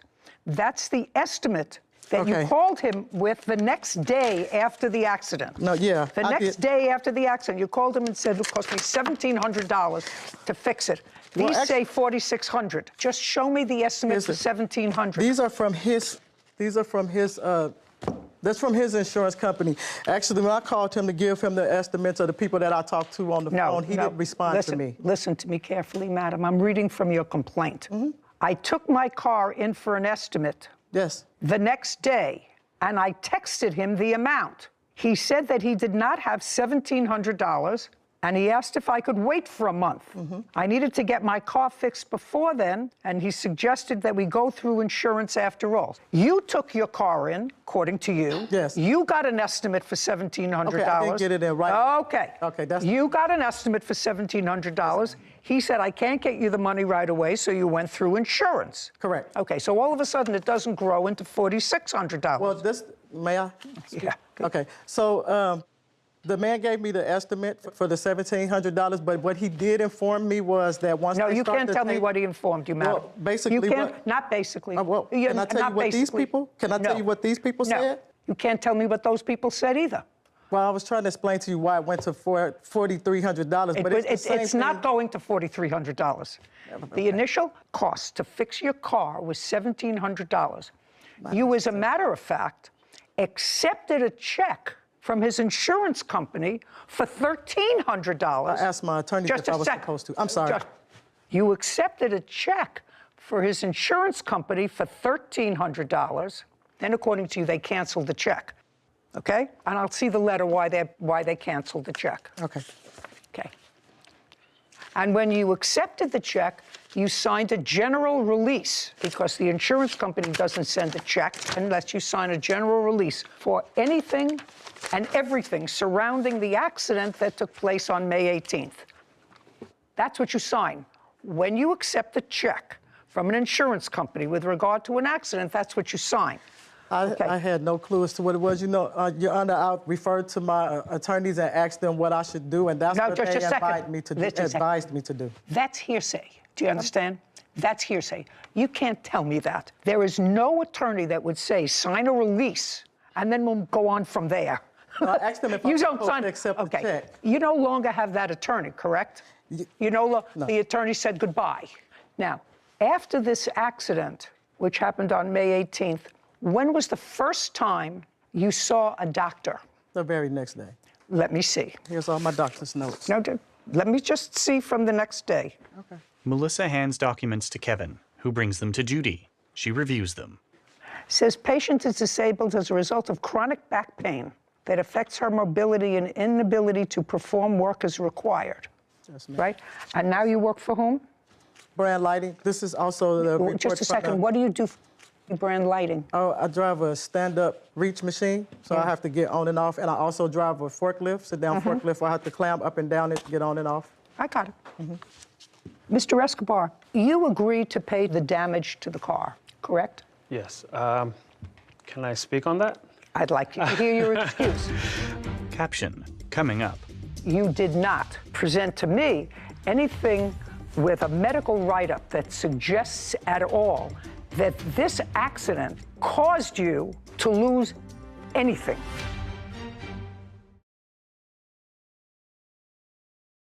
A courthouse. The Judy Justice logo appears. In the courtroom, Melissa and Jesus. Melissa Baker has accused fellow motorist Jesus Escobar of hitting her vehicle while changing lanes. Mr. Escobar, you agreed to pay the damage to the car. Correct. Correct? Yes. Can I speak on that? I'd like to hear your excuse. Okay, at this point, at the time of the accident, which was date of loss, May 14, 2021. May 18th or May 14th? 14. May 14th? 14th. May I see it? That's not true. It says date of loss. Jesus hands a document to Kevin, who brings it to Judy. Shh. Okay, so this insurance company found that there is a comparative negligence statute in California, which means to the layperson that they will look at an accident and they'll say, well, it's not 100% his fault or not 100% your fault, but they looked at the accident and they said, our insured, that would be you, is 75% responsible for this accident. And they found, which is not dispositive for me, that you were 25% responsible for the accident. You agreed to pay to have the car fixed. Yes. That's the bottom line. Can I explain the why? Go ahead, you could explain all you like, but you agreed to have the car fixed. I was trying to be reasonable due to the fact that I was a truck driver. Mm-hmm. I'm off for 3 weeks, come home a day or half a day, and then I'm off for another 3 weeks. I was trying not to go to court. I was trying not to make things worse. And you agreed to pay to have the car fixed. I agreed to pay. I don't care what it was. Nobody put a gun to your head. No. You know, nobody put you under a cattle. What was it? That thing? I have no. Yellowstone, where I know what you're what talking about. What is that called? I don't know what it's. A cattle guard. Cattle guard. Yeah. Nobody hid you in a cattle guard. You said, don't call your insurance, I will pay for the damage. So you got to pay for the damage. And evidently it hasn't bothered you enough because you haven't had the car fixed. Do you still own the car? Yes, ma'am. Okay, well, you have fixed for $1,700. Now, you have no medical people here, do you? No, there are no witnesses over there. You've had a long-standing back problem. You went to a chiropractor, you went to a lawyer, on and off disability because of your back problem, and you did not present to me anything with a medical write-up that suggests at all that this accident caused you to lose anything. And if you have it, I'll be more than happy to look at it. Okay. My attorneys highlighted that part right there. Melissa hands a document to Kevin, who brings it to Judy. I just looked at this. I'm sorry, I must have gave you the wrong thing. Okay. Well, do you have the right thing? I thought it was talking about the acute back pain. No, I don't. Not that I don't care about your acute back pain, but since you don't have an expert here to testify that that back pain, that was as a result of this accident, and the pro forma thing that you gave me, a checkoff, patient has chronic back pain, doesn't do it for me. So unless I have a write-up from a hospital, from a medical facility, that this accident that happened, he says on the 14th, you say it happened on the 18th. It happened on the 18th, ma'am. It happened on the 18th. Yes, okay. Your Honor. I'm sorry, I've had this. Oh, here it is. Melissa hands a document to Kevin, who brings it to Judy. She reviews it. Okay. Doesn't do it. Okay. Doesn't do it. He's got to pay to have your car fixed. $1,700. We're finished here. Judgment for the plaintiff. This court is adjourned. I'm satisfied. I'm just glad that the whole thing is over with. I'm just glad that this is finally over. It's been a year and a half almost, and my car is still damaged. Pretty much, yes. I was in the middle lane trying to make a right. The guy fabricated a lot of that stuff, but I just really want to be done with this. She got road rage and speed her car up and hit me. He just apologized a whole lot. He was feeling really good when he was driving. He was revving his engine a little bit because he has a Charger. Music was blaring loud. He wasn't paying attention. I don't know how I could cut someone off and the person I'm cutting off would ends up in front of me. I was going about my merry way and I seen him coming towards me through from my peripheral vision. How is that possible? And I feel sorry now that I didn't call the police and have them to come out there to the scene.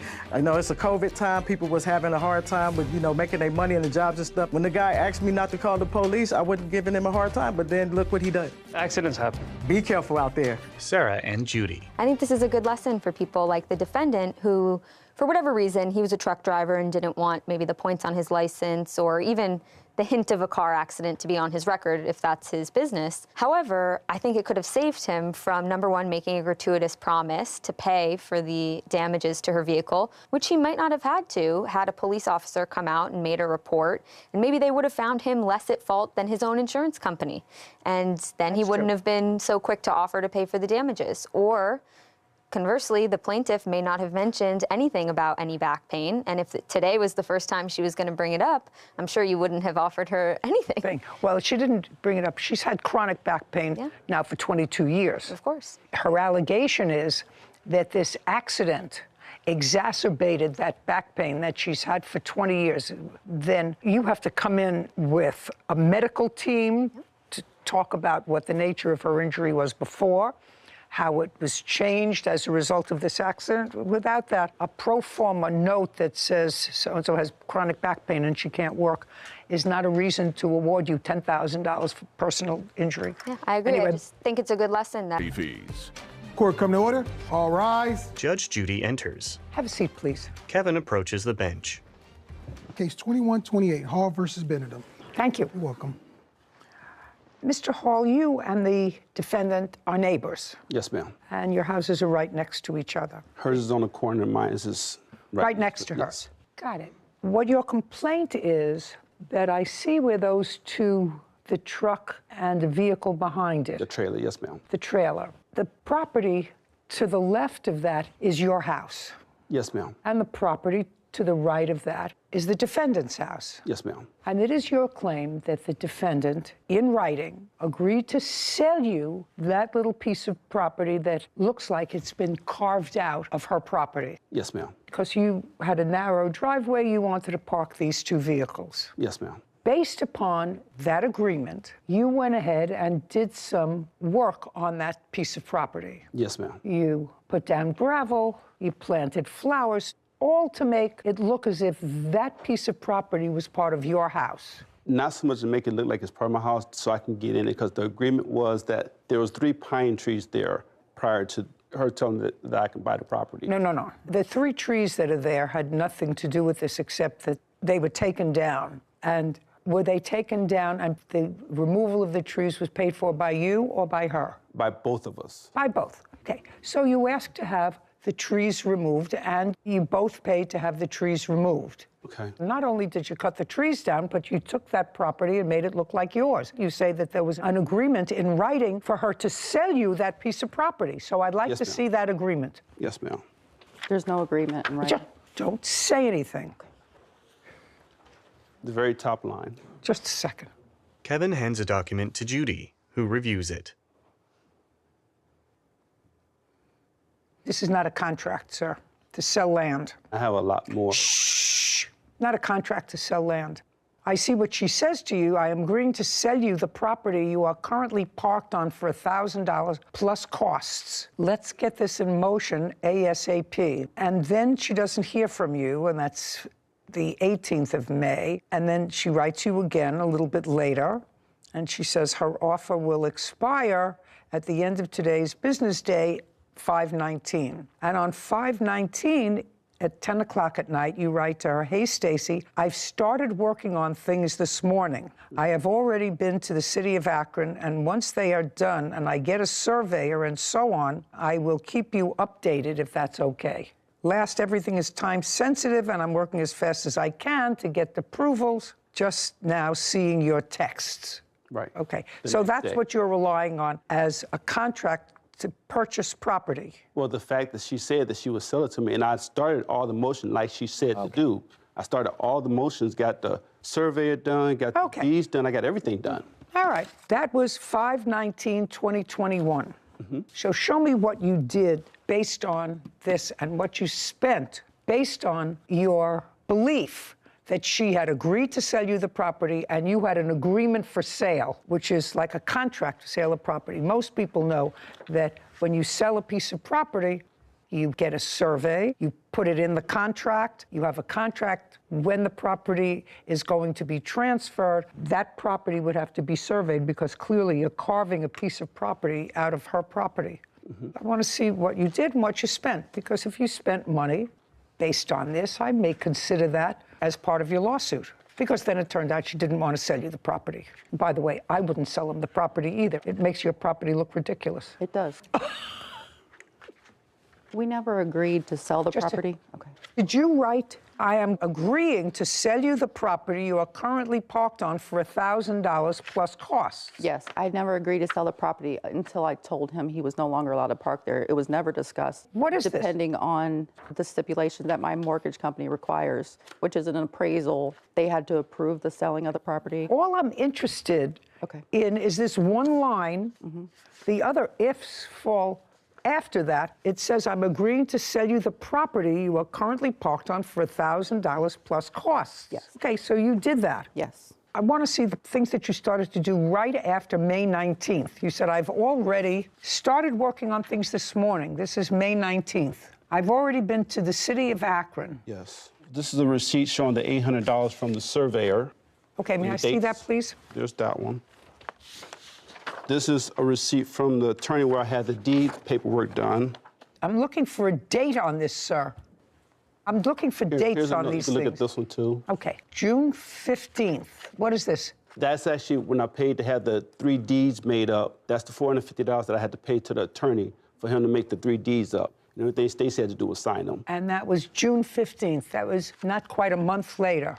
Right. I started the next day. Okay. And this is so far what you spent in reliance on her statement that I'll sell you the property for $1,000. This is a breakdown that I have, that I wrote down, that you can show her that, of everything, the timeline and... I don't need a breakdown of the timeline, sir. I need the bills for this, not what you wrote. Okay. I need the bills for 6 tons of gravel. That was in July. Here's one of the receipts right here.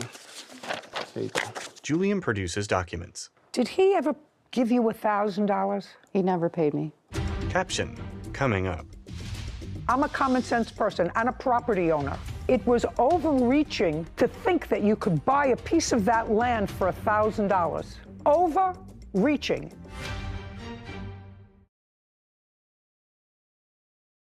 A courthouse. The Judy Justice logo appears.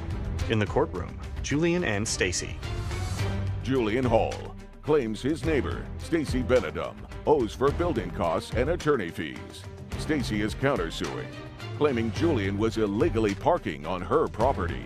Okay, so far all I have that you paid was $450 for the deeds, $800 for the survey, and gravel to be delivered. I got the gravel in there. I also have the concrete that I had laid, flowers and stuff that I put in. Did he pay part of having the tree stumps removed? We split the cost and the labor of removing the debris of the trees. No, ma'am, that's not true. Who wanted the trees removed? I never had a problem with the trees. I like the trees. Don't speak. He wanted the trees cut down so he could have more space. He was already parking underneath the trees with a smaller trailer, just not his truck. He wanted more space, so he came to me and said, hey, what if I split the cost of the cutting of the trees? I said, that's fine, I'll split the cost, that's fine with me. And then I agreed to let him continue to park there as long as there was no tire marks, that's what it was. And then he built this thing. Well, he formalized parking there. Okay. At what point did Miss Benedum tell you that she was not going to sell you the property? This actually started on 4/3 of 18. I'm not interested. I'm interested in the beginning of these texts, where you clearly had discussions, trees were removed. I don't quite understand why she allowed you to remove the trees, and I don't understand the whole transaction. Because it wasn't my choice. Just a second, it was your choice. You wanted to park there. That's what you wanted. But the trees was dying. I don't care if they were dying. I don't care if they were shriveled up. I don't care. You carved out a piece of property. Now, if you carved out a piece of property that belongs to her and you didn't have an appropriate agreement in writing, which it has to be, then I believe, based upon her statement that you acted on, you're entitled to whatever you spent to renovate that property. Do you understand? You're not entitled to the property. No, I understand. You're not entitled to the property. You're entitled to what you spent to renovate the property. So now I want you to tell me on what date did she tell you that she was not going to sell you the property? That was 7/20 of 21. After I got everything done and called her, and asked her, could she meet me at the bank? She said, no, I'm not selling to you for $1,000. But it goes deeper than that. That's what I'm trying to explain to you. It goes deeper than that because when it came to the trees, I didn't approach her with the trees. She came to me and said, since the tree was dying, I said, well, I'll go in half with you. At that point, I said, when can I use the property? She said, you can use it as long as you need it. So that's when I started investing all this money into the So property. what? I don't care. She said to you, you can use it as long as you want. Yes, ma'am. Okay. I said nothing permanent. She said, as long as I need it. That's why I invested the gravel. What I'm telling you, sir, is the purchase and sale of property has to be with a certain formality. If you dealt with an attorney, the attorney would tell you that it had to be in a formality, signed by her, signed by you, the contract that provided for sale, when it took place, what the survey was, whether her bank would agree to let her sell off a piece of the property because you have a mortgage, all of those things. That's why agreements to sell real property, which is land, have to be in accordance with a certain set of rules. This doesn't make it. However, if you relied on her statement in order to improve the property, to make it comfortable for you based upon her text message, I believe that you are entitled, based upon the text message, to what you spent to improve it. But you have to understand, she's not going to let you park there anymore. And I'm okay with that. Just a second. Are you still parking there? No, ma'am. Since when? I would say September of 2022. So you were parked there in July of 21, August of 21, September of 21, October of 21, November of 21, December of 21, January of 22, all the way up to September. You were parking there. This is because we had... Don't give me a because. No, that's either a yes or a no. I was parked there, but we also had a civil case, too. Which he dismissed 2 days We before. had a civil case. She called the police. He called the police on me twice. Just, the question was, when did she tell you she wasn't going to sell you the property? September, when she agreed not to meet me at the bank. That's when she told me she wasn't going to sell. September of 2022? Yes, ma'am. I never knew we were meeting at a bank. Just a second.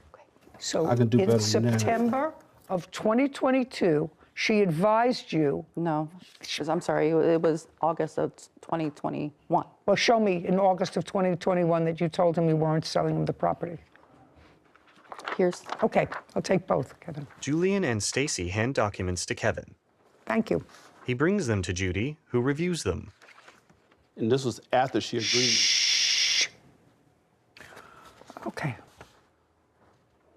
I'm just looking for the date on this. Yeah, there's not a date on there, I'm sorry, but that was after May 18th of 2021. That was maybe July or August of 2021 when I told him, since he didn't meet all the requirements, that I no longer want to sell What it. requirements? He never met the requirements of paying me the money or getting the land appraised. The only thing he didn't do that my mortgage required is the appraisal. Ma'am, that wasn't true because I did everything that the city of Akron told me to do, who deal with this on a regular. Did you get an appraisal? I got the land surveyed. She didn't tell me about nothing about appraisal until after I got everything done. That's why you have a contract in writing for the sale of property, sir. I don't think you did anything intentionally wrong, but there was an appraisal that was necessary. Clearly, if she has a mortgage and a bank is giving her a certain amount of money on a parcel of property, and she wants to sell off a piece of that property, the bank is going to want to know how much the value of the property has diminished by her selling it to you. So you have to have an appraisal. Do you understand? I understand that. Okay, And you didn't have an appraisal. I'm not going to tell it to you again. And all I want to know is when she first told you that you didn't have a deal. So once she told you that you didn't have a deal, whatever else you invested in this property was on you. No, and I didn't invest anything else other than getting an attorney and paying everything I needed to pay him. Once she told you that she wasn't selling the property to you, what'd you need an attorney for? Caption coming up. You're not the aggrieved party here. You got to park for free because she was a good soul. I would have had your trailer and your truck towed to an impound on day 2.